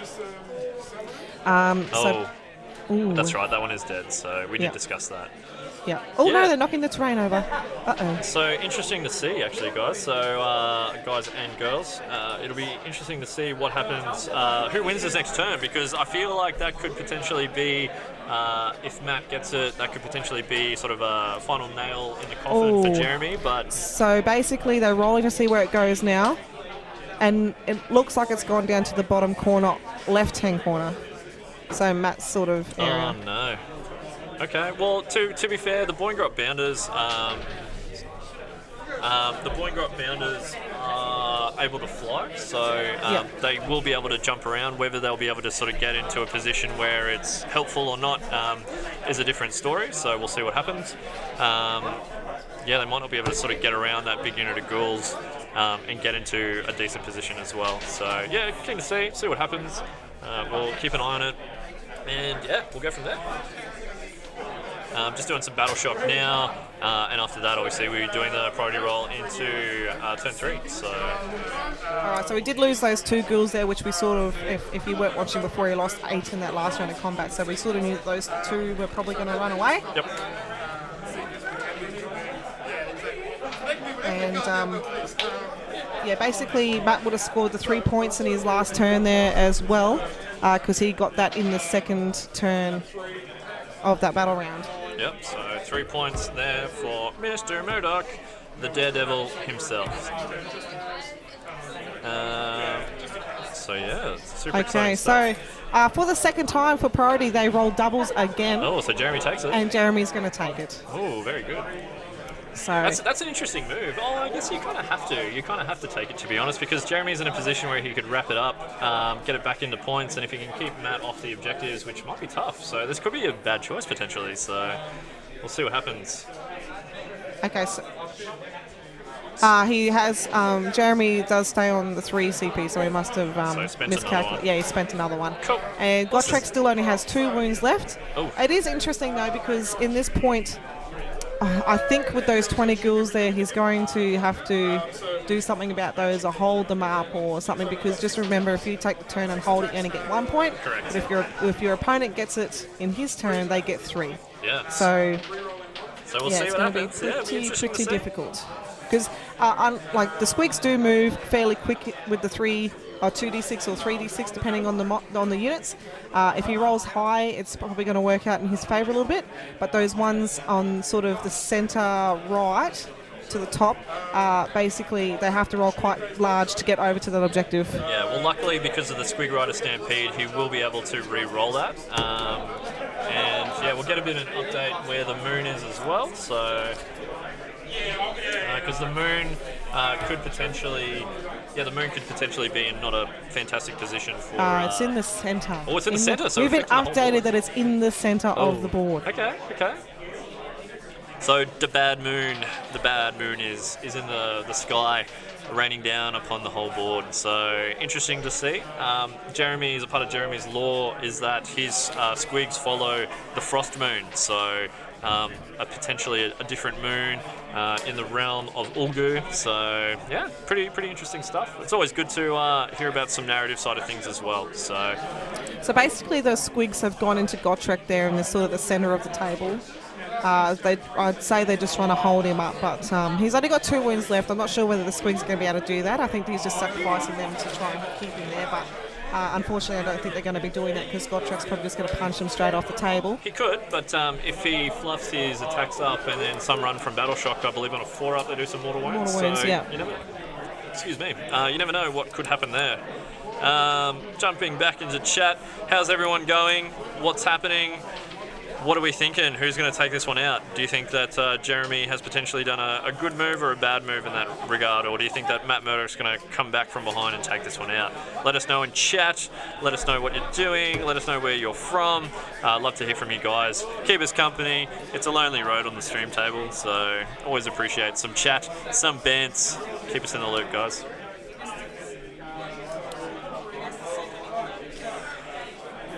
But yeah, guys, Toowoomba Open, 47 players at current. We've still got lots of games still taking place. As we mentioned earlier, we've got representation from the Hammer Hub, Heralds of War, League of Gamers Ipswich, the Mango Mafia, Savage Northmen, Simple Math Club, Team Pat, the Failed Charge, the Silver Horde, and we've also got some Brucehammer representatives here this weekend as well. For anyone that doesn't know, we're holding it in Toowoomba, which is about an hour and a half west of Brisbane, which is the capital of Queensland. We've got people from Cairns, people from the Gold Coast, people from Brisbane, people from Ipswich. So basically a big collection of people from everywhere on Queensland, and yeah, it's really great to have everyone here today. It's been a great event so far. Obviously, at the moment, we've got about a little bit over half an hour left in the round, so I think this one's going to go down to the wire, 100%. Yeah, I think sort of Jeremy made a mistake there, because he didn't send anything over towards the objective. Like, he didn't move any of the Squigs over. He didn't retreat the Mango Squig away from the Arch Regent or anything like that. Yep. And didn't even, like, it was like he just ignored that objective then. So for whatever reason, it was just left there. Sure. He did kill the Arch Regent off. That Mango Squig down the bottom right-hand corner did kill the Arch Regent. Sure. And they've they've come to another gentleman's agreement. That Another one? Yeah, so Gotrek is not going to attack that unit of Squigs that charged him until they have attacked him first. Oh, so very he good. still has 2 wounds left. So it is a bit of a risk, but they have now made their 3rd gentleman's agreement this match. This is fantastic. So this is fantastic. Yeah. The fact that Matt has then he's put the ghouls into the bounders sort of in the center of the table is interesting as well. Yep. So basically all that Matt has to do from here is get that objective in his turn. He'll score another 3 points. So then he'll be in front by 4. Yep. So then that really puts Jeremy on the back foot. Yeah. He's really got to have to think about how he's going to take his turns then. Yep. And sort of, if he wants to get back in the game, he's going to have to try and get 1 on the 2nd turn. Absolutely. Yeah. It'll be. Otherwise, it is going to be, unfortunately, game over objective-wise. Yeah. Absolutely. So whether or not he has accepted that and they're just doing their gentleman's agreements and trying to get some points and see if he can get a moral victory of killing Gotrek, I'm not 100% sure. Absolutely. But we will find out in the turns to come. Yeah, for sure. We'll find out shortly. We'll see what happens. Obviously, this is probably potentially the last round, but we'll see what happens. Jumping back in the chat, go Matt. Yeah, Matt is a sexy man. Why do all dwarf players look like dwarves? That's a great question. I'll see if we can bring that up a little bit later. What else have we got? Toowoomba Tristan thinks Matt's got it. I think you're right, but we'll see what happens. Slanice, that's incredible. It is pretty incredible. It is very true. I definitely agree with you there, Jet. So out of the ghouls, they did some combat there. So they had a fair few of attacks go through, but only 3 wounds were actually 3 wounds got through to the bounders. So I still think he's got about 3 or 4 bounders left in that unit there. So there's still quite a few. Absolutely. There. Yeah, it's interesting. We'll see what happens. So. Yeah, so it looks like he's doing the combat there as well. So I'll just find out from my table boss if those bounders are going into the iron breakers or whether they're going into the ghouls.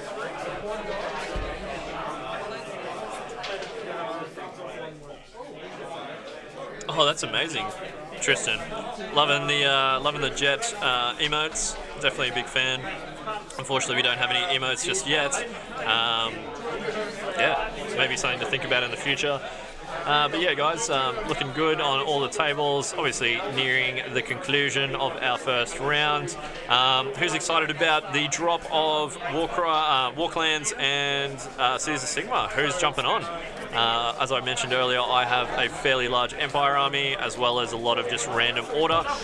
So yeah, I'm pretty keen. I'm a little bit terrified to read the book because, to be honest, I'm afraid I would want to buy every order unit in that book.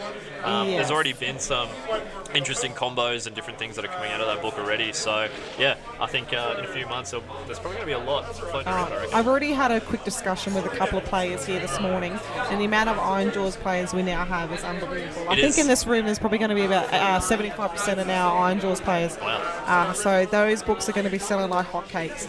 So back to a bit of combat here on the table. Those bounders, I was correct, they did attack the Iron Breakers. They killed 2. Yep. So basically, out of all their attacks, they actually only 1 missed, and then with their wounds, only 6 got through. And then those Iron Breakers actually ignore rend of 1. Yes. So they only took 2 wounds. Oh, very good. So that was quite handy for him. Yeah, speaking of Iron Breakers, I played a game at the last Brishammer, who we were talking about earlier at their last event, and I had a unit of 20 Grimghast Reapers with 3 attacks each, piling in twice, and I didn't kill any Iron Breakers. Like, not one. So that was amazing. But, yeah, jumping back into chat, Slanice, that would be fantastic. I would love... Actually, no, I wouldn't like that because I have enough Empire. I probably don't need any more. So something different would be great. But if that's what you need, I'm in full support. Toowoomba Tristan, pretty excited for cities. Yeah, it's kind of like a slippery slope. Like as exciting as it will be, I'm kind of scared that all my money is going to disappear. So we'll see what happens. Yeah, probably will end up with another cities army, to be honest. So we'll see what happens. Just do it. You know you want to. Deep down, I do want it. Yes. So those Iron Breakers attacked those bounders and actually killed 1. Oh. And there's 4 Iron Breakers left and 5 bounders. Oh. So those guys have been slogging it out pretty much from turn 1 or 2 It's onwards. pretty much, yeah, it was turn 1, so it was a turn 1 charge from the Mangle Squigs, so yeah. Yeah. And the Squigs are now attacking Gotrek. This is true. This is 6 true. hits at the moment. 6 hits. So he's now rolling 6 saves. Oh. And I'm looking at those 2 dice on the table. Oh, let's see. Oh, shit. So 4 went through. So those two that were on the table that were left there were his only saves. So those 4 dice he just rolled were his after save. And he failed 1. So Gotrek's dead? So, no, sorry, he only failed 1. So 1 wound went through. Yes. So he's got 1 wound left. 1 wound remaining. So he... Oh, almost. Almost. Oh, so the Squig Prodder just attacked last then, Yes. and they thought he could take him down, but unfortunately Gotrek saved it. Not So he's quite still got enough. 1 wound left. Not quite enough. Jumping back into chat, Slaanesh would like some fancy pants Marauders for his Slaanesh. Yeah, that's fair. I was just wondering, could you potentially do some fancy stuff with some Carrick Acolytes, or you could potentially do some nice Marauders, potentially with some Warcry models? I feel like there's definitely some interesting potential there for some conversions. So Oh, thank you, Slaanesh. That's really lovely of you to say. I try. Lucky I have a table boss talking in my ear. absolutely, yeah, definitely. So Brady, one of the tournament organisers, is helping us out with being table boss today. So relaying information onto us, which is good. But yeah, it looks like Jeremy's pulling up some dice for another attack. Not sure where exactly, but that's okay. It's all good. We'll find out shortly. Pro Tennis, yeah, it's pretty much the same thing. Warhammer and Pro Tennis is similar, but is what it is. So the Bounders have just attacked the Ghoul King. So the Ghoul King is just sort of, if you go to the centre of the table and just go to the upper right, you can see like a little white base surrounded by some Bounders there. So the Bounders has attacked and did absolutely nothing. So that Ghoul, he's still alive, that character up there. Yep, very nice. And Gotrek looks like he's just killed that whole unit. What a surprise. Yes. Anyone surprised about that? I'm not. I personally am shocked to see that. So Yeah. Squig's not surviving. Crazy. I was actually going to be really ecstatic if those guys killed. Oh, that Gotrek. would have been great. Well, I got 1 wound through, so potentially could have got another. So we shall see. We shall see. Yeah, so getting on the pointy end of the round, guys. We've got about 25 minutes left of the round. We'll see what happens. So the way Gotrek just got rid of those Squigs is he did 5 mortal wounds to start off with, and then basically just killed the last one with the normal wound roll. Very good. So I don't know how this has happened, but the Boingot Bounders in the centre have passed their battle shock. Holy So I'll moly. have to find out whether he had to spend a CP there, which I'm not sure if he has a hero in range, or whether he just rolled really low because their bravery is just utter garbage. It's like 4 if I Yeah, remember and he so- lost 1 or 2, so Yeah. he had to roll extremely low. And obviously the Iron Breakers also passed, but that is a lot easier for them because they only have to Yes. roll a 1, 2, or 3, and they're like, whatever. That's right. Very good, very good. So let's see what happens. So we've now gone to Maddie's turn, so he'll have a CP at the moment as well. And the Ghoul King has also cast his spell on the Ghoul, so they've got an extra attack. Very nice. And the Rune Lord has done the Ancestral Shield on the Iron Breaker, so he's done the prayer Yes. for them. So they, I think they make some ignored when 1 or rerolls. It's a 6-up after save. A 6-up after save. Thank you, Josh. Yep. So that's good because there's only 4 left, and I think he really needs them to be there just to hold those Bounders up. Yep. If anything, he probably should be looking, if he wants to be greedy and actually get in front by a lot more points. If he can retreat those ghouls that are there onto the objective, I would be doing that just to secure it. Absolutely. I would be doing the same. I would be doing a big old fat retreat, potentially spending a CP to make sure that they're running that 6 and getting on there. So That is for sure. He's only got 1, so he's going to have to be careful there. So Gotrek is actually moving down the table. He's venturing his 4 inches, and he is going down to try and take out that last Mangler Squig. He's only got 1 wound left, so he's going to have to. I wonder if they're going to come to a 4th gentleman's agreement here and say Gotrek can attack first here and try and just maul that Mangler to death. Finish him off. Well, that's a nice big chunk of kill points there as well. So that'll be 520 kill points if you can take him down. So we shall see.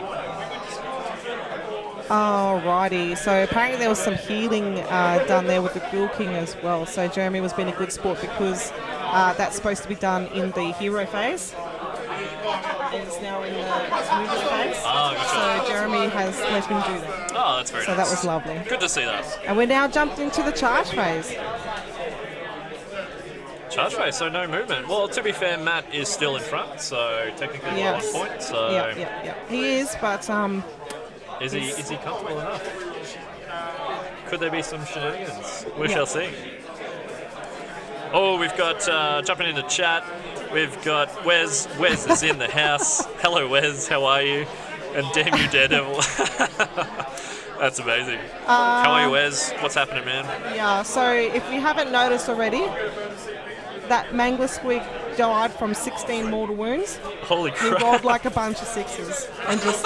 But the funny thing is those Mangler Squigs can do on a 4-up D3 mortal wounds back. So this could come back to bite him. So he could kill Gotrek here as he has died.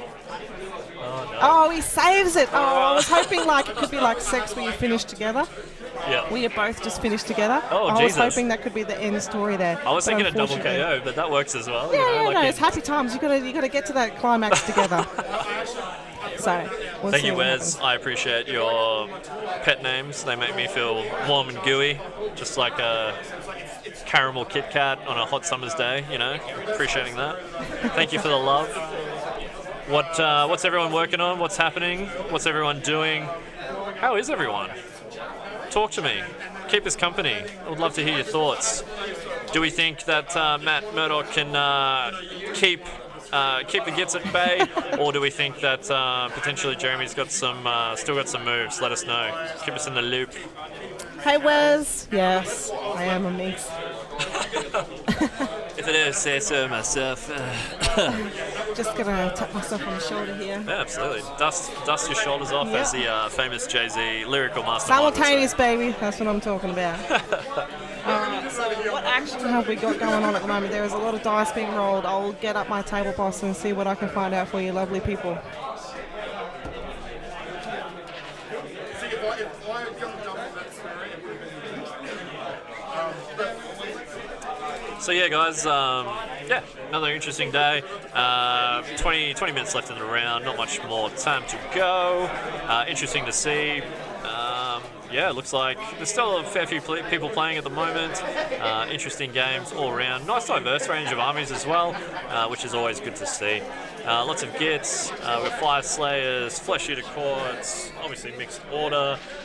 We've got Elves. Okay, no worries. So these bounders have just attacked the Iron Breakers, Yep. and they have done nothing at the moment. Oh, So no. they're doing their second lot because they've got 2 different attacks they can do. Yes. So they're just going to do their second lot now, and we'll see what happens there. Yeah, See so if these Iron Breakers can hang on. Yeah. Hang on, baby, because there's only 4 left. Well, they do have the Ancestral Shield, so they will have that 6-up after save as well as their armor save. So they'll have a 4-up re-rolling, ignoring Ren 1, and then a 6-up after save on top of that as well. So, yeah, it'll be it's a tough unit to shift, that's for sure. So. And it's even proven tougher because they survived through the next lot of attacks. So those 4 Iron Breakers are still there to party. Yep, They're not letting go anytime soon. absolutely.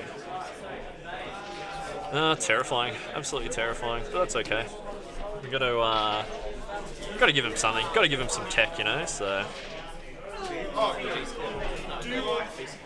Alright, so the Ghoul King once again has done more damage than anything else. So he's basically punched those bounders. He's killed one and done a wound to another one. Oh, jeez, nice. I'm pretty Very sure. nice. So he's actually a little champion, that fella. I haven't used one of my lists before, but now that I know that they can, they're doing a little bit of damage in this, I might have to get one out. Yeah, put a bit of hurt on it. Yeah, absolutely. Jumping in the chat, yeah, definitely agree. Wes, Ironbreakers are pretty OP at the moment.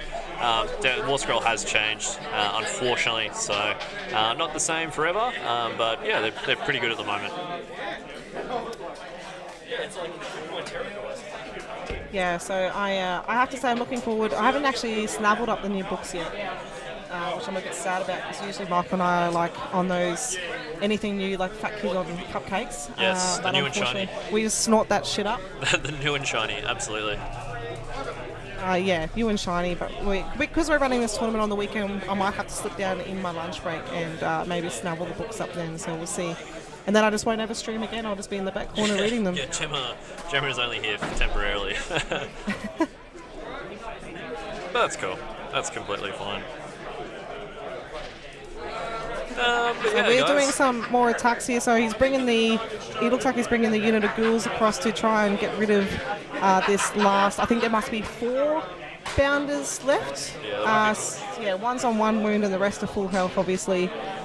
So we'll see if these guys can take it out. If he can get rid of that unit there, I think he's in a really good position because obviously the other squigs that he's got up in the right-hand side are a long distance away from the objective. So basically, if he eliminates this threat here, he's controlling that left-hand side of the board where the objective is, and he's basically, I'd say he's going to take the win. Yeah, it could be definitely in a good position if he can just hold off, especially if well, to be fair, they probably shouldn't play another turn because realistically that leaves 10 minutes for each turn. Yeah. Depends how they want to go. If they feel like they can crank it out, power to them. But realistically, it's probably looking like a win for the order at the moment, but we'll see. We'll see what happens. So the ghouls are making whopping 76 attacks Holy crap. into the bounders. So they must have a few extra attacks on them, Absolutely. which is incredible. Jumping So- into the chat, Wes is finding Gemma talking about being a fat kid fairly arousing. Yeah, that's understandable, I suppose. That's fair. Sonice is also enjoying that, thinking thinking that Gemma is the selling point. Yeah, fair enough. I don't really bring much to the table, unfortunately. But yeah, that's fine, absolutely. But yeah, We get to listen to your sexy voice, Josh. yeah, I suppose. But as Matt's sort of bringing out all of his dice as well as potentially stealing some from the table next to him, 76 attacks. I feel like there's probably not going to be a whole lot left on the board after that. But I I feel. would, if it was me, I'd make him roll them just to be a prick. Oh, I'd be like, absolutely. you can roll all those. And to be honest, he probably should be rolling them in 2 lots because he looks like he's struggling to pick up all the dice. Yeah, we'll see what happens. Horror, Wes. Yeah, I guess I got a big old dick. Yeah, I suppose that's something that I could bring to the table. So, We might have to give you the Big Dick Award. yeah, maybe we'll see what happens. Slanice, Wes is a very important member of the community, painting mastermind, asparagus connoisseur, beautiful man in general. So, definitely a good time. So Matt's obviously rolling out all these attacks at the moment. It's looking like he's got a lot of misses. It does, but when you have 76 attacks, it still looks like he has a lot of hits too. This is true. This is absolutely true. So yeah, it's interesting. We'll definitely see how it goes. Slanice, I know who he is. I mean me. I am I'm just me, I guess. I live in Toowoomba, Toowoomba local, friends of the failed charge. I am part of the Mango Mafia as well, so a bit of a club slut, if you will. But at the moment, just playing Nurgle, played Death for a very long time. Nice to meet you too, bro. Just on the socials, at me, I'll at you. It'll be hot, it'll be great. So basically, if anyone wants me to explain how those ghouls got the extra attack, so basically the ghoul can cast his spell on them to give them an extra attack. Yes. Because they're mercenaries, they get an extra attack. Yes. And because they're such a big unit, they get an extra attack. Oh, awesome. And the leader just gets +1 attack. So there are 5 attacks at the moment, the leader getting 6 attacks. Wow. So that's why there's 76 attacks. So anyone sitting at home scratching their head about how that happens, that's how that happens. Yep, absolutely. And the bounders, as we thought, couldn't possibly survive through 76 attacks. I know they hit on 4s and wound on 4s. Yep. But that's still a lot. Yeah, sometimes the weight of dice can definitely be a fantastic tool when you have not a great armor save. So Yeah, definitely. And to me, that's basically secured Matt the game. So of course he's in front with points anyway, but taking out that unit there has basically it really enforces his control of that side of the table. Absolutely. And having the objective over there, Jeremy's definitely on the back foot. Very good, very good. So at this stage, even if it moves back towards the right-hand side, it's going to go straight back to the ghouls. It will. So that's where it has. Oh, yeah. there you go. And if I was Matt, I would probably give away the turn, to be honest, because there's no absolutely. way that little group of bounders or squigs or, whatever unit is up there is going to be able to take it, and he's going to be able to surround it and get 3 points. Yeah, But, absolutely. Due to the handshake there, we have been told that Jeremy has given Matt the game because, as I've just sort of explained, or if you guys know how the game works, I don't think Jeremy can sort of come back from it where would be he tough is. to bring this one back, for sure. Yeah. Just a bit of an update in the chat. Whereas Jeremy's playing Gloomspite Gitz, Matt Murdoch is playing Dwarden Heavy Mixed Order. We'll change that for the next round. We'll make sure that we have some reference as to what armies people are playing. That is the game. As Rage of Sigma Joe has said in caps in the chat, that is the handshake, that is the game. We'll have a bit of a chat now, guys, and we'll see if we can get some of the players on here to have a bit of a chat about their game. We'll probably get one at a time if we can, and that'll be good. So we're just going to switch back to the face cam. Gemma's probably going to have to shuffle over a bit, but that's okay. So here we are. So welcome. There might be a little bit of delay. I have to have this in my face. Sorry, guys, because this microphone, you have to talk right in the end. Absolutely. So don't get too sexual with that, everybody. Well, Wes is in the chat, so it's some great potential there, which is fine. Guys, round one, done and dusted, finished. Pretty cool. Pretty cool. I'm actually quite impressed with those mercenaries. I've never seen them in action before, so seeing how they've worked, they've actually done a lot of work for Matt in this game. Personally, I think besides Gotrek, I think they've actually won him the game. That unit of 20 ghouls really did the work. Yeah, absolutely. I think if those ghouls weren't there, they definitely could have been a much harder game, that's for sure. So, it's nice. Switch seats. Do you want this? I don't really mind. I'm happy here, to be honest. Rightio. So we'll probably get those guys over here to have a quick talk about the game as well. Yeah, we'll do it one at a time, though. I don't think I can take 3 on at once. Yeah. So I'll just indicate. Give me 2 seconds, people. I'll indicate. Yeah. And we'll get one over. Yeah. So while Gemma organises that, we'll have a bit of a chat with some of our people. Guys, round one done, all done and dusted. Great little game, actually. Super tight, sort of came down to the wire there. Super interesting. Really, as Gemma said, really cool to see some mercenaries put into play. As she mentioned, I personally haven't seen any events or any tournaments or anything like that. Great to see. We'll get Mr. Murdoch in, jump on in. You have to come up close. You will have to talk into the microphone. So we have the daredevil himself, Matthew Murdoch. How you going? Pretty good. How are you? Doing well. Congratulations. Well done. Yeah, I was expecting to lose that.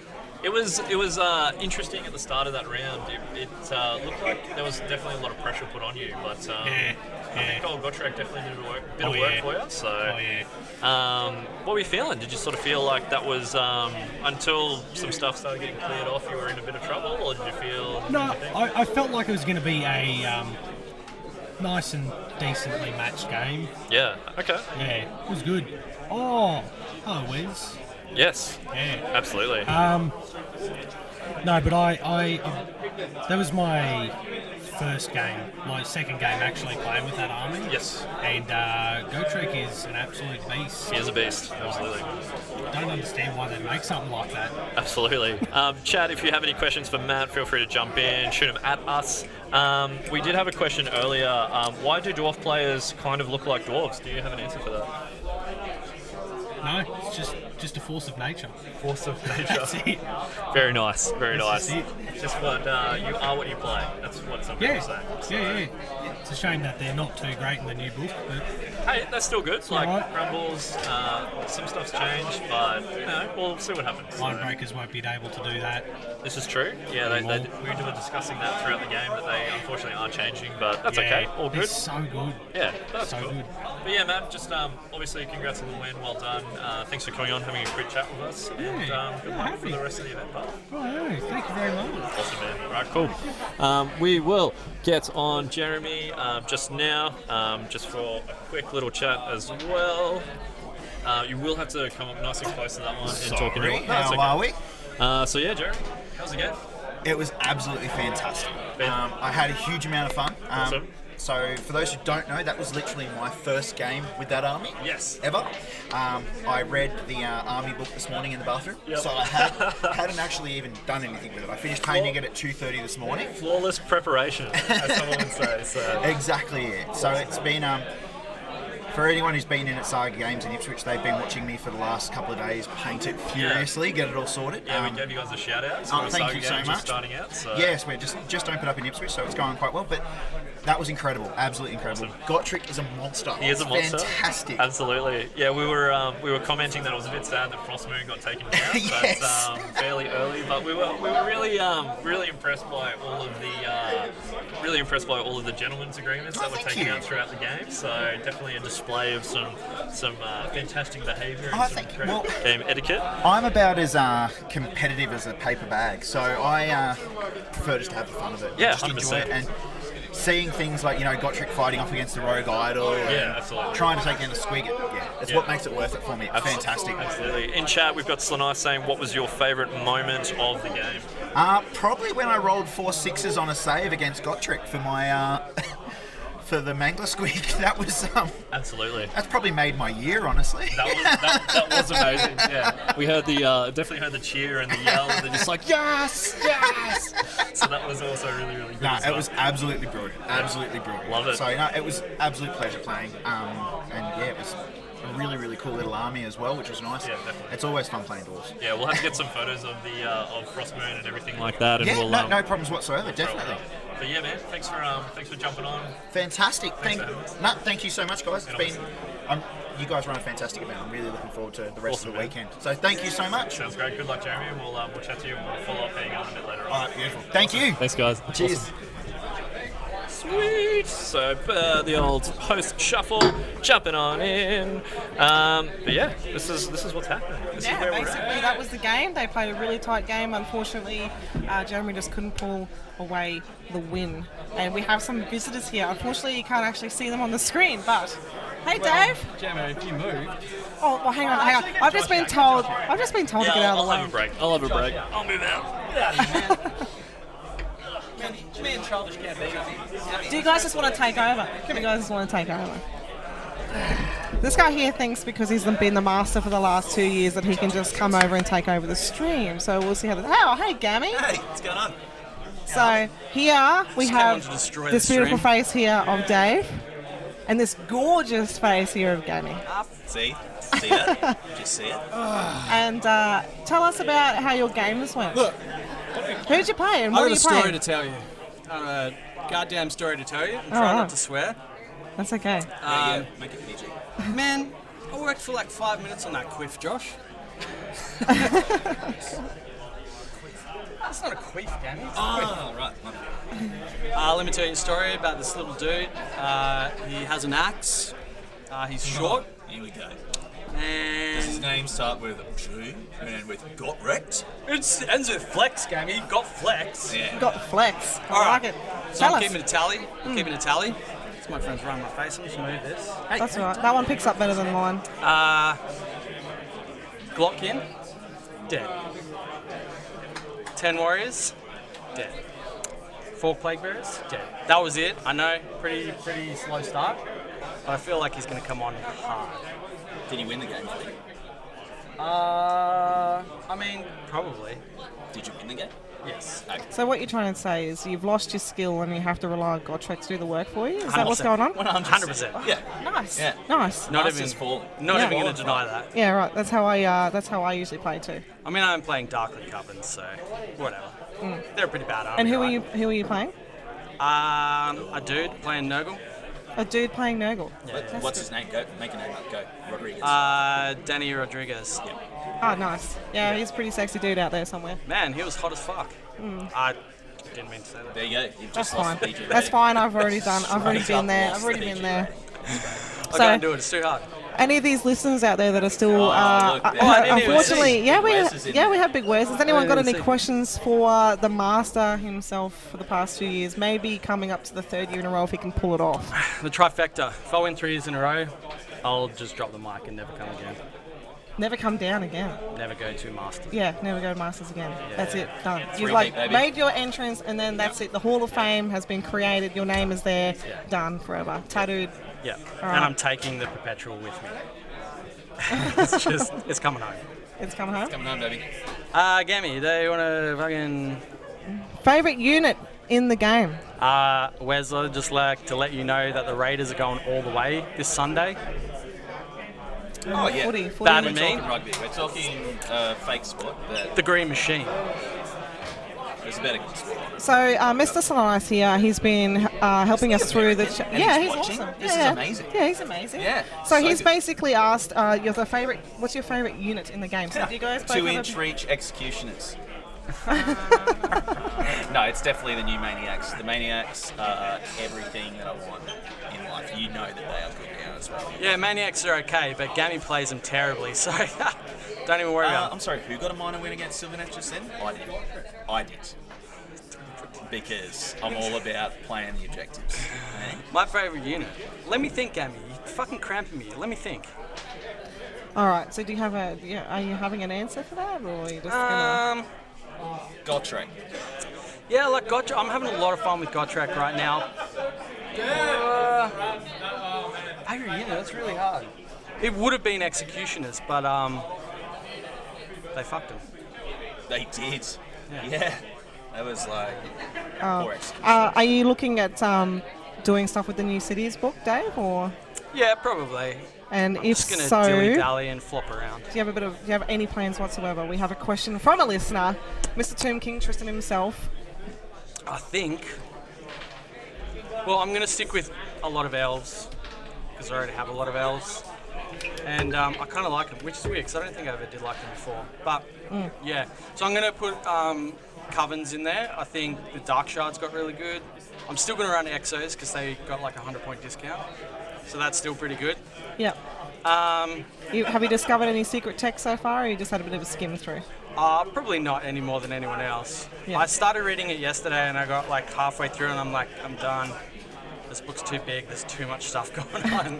Like I can't keep processing it, putting it in. Yeah. But I mean, I think people are covered. I think Hallow Heart looks really good at the moment, but we'll see how that goes.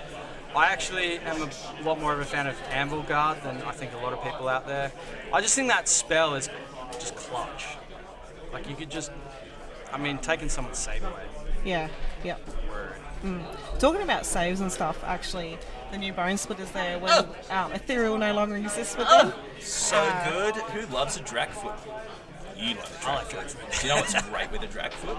About, Just a big old rogue a idol. rogue idol. A rogue idol. A big old rogue idol who gets the keyword now. If they Amazing. get the keyword, Gammy, they haven't got it yet. Don't jump the gun. When they get the keyword. Well, Gammy, please explain. I'm sure these listeners are very curious. With if you are the destruction connoisseur, so have you delved into the new book and discovered anything? Excuse me. I want to revisit that statement. Who is the destruction king? Who's won best Destro the most? Sean. Well, he's not here, so Auto's not here, so I'm going to say right now. Oh, jeez. I've got to So go dice for my dice down. down. I'm in trouble. I would say that there's a whole lot of options for both Jaws and Bone Splitters, and every Warclan's looking good.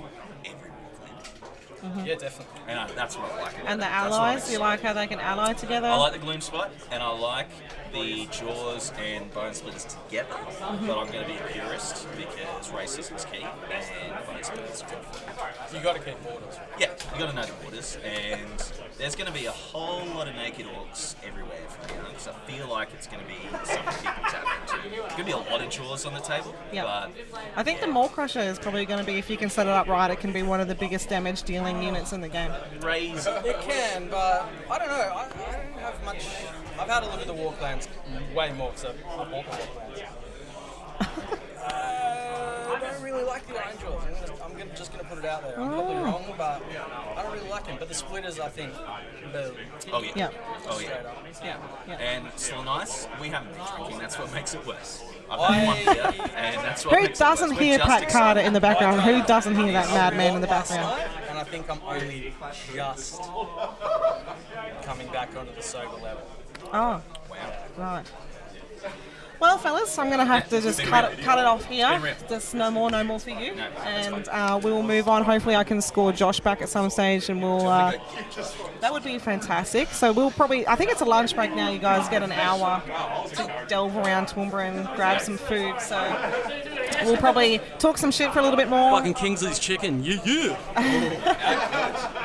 Alright, peace. See you, Gabby. Bye. Oh yeah, so cool. We can just keep going. So basically, yeah, I'm going to put our break time up so people can actually know when the next game's on and join us again. So everybody who's out there watching, we are now going to go on our lunch break. And we will be back shortly. So I'll be putting up a little break screen so you know when we'll be back. We appreciate the chat will still be going on Twitch though. So if you still want to chat on there, go ahead. But we will be returning shortly. Thanks very much for watching, and we look forward to talking again very soon.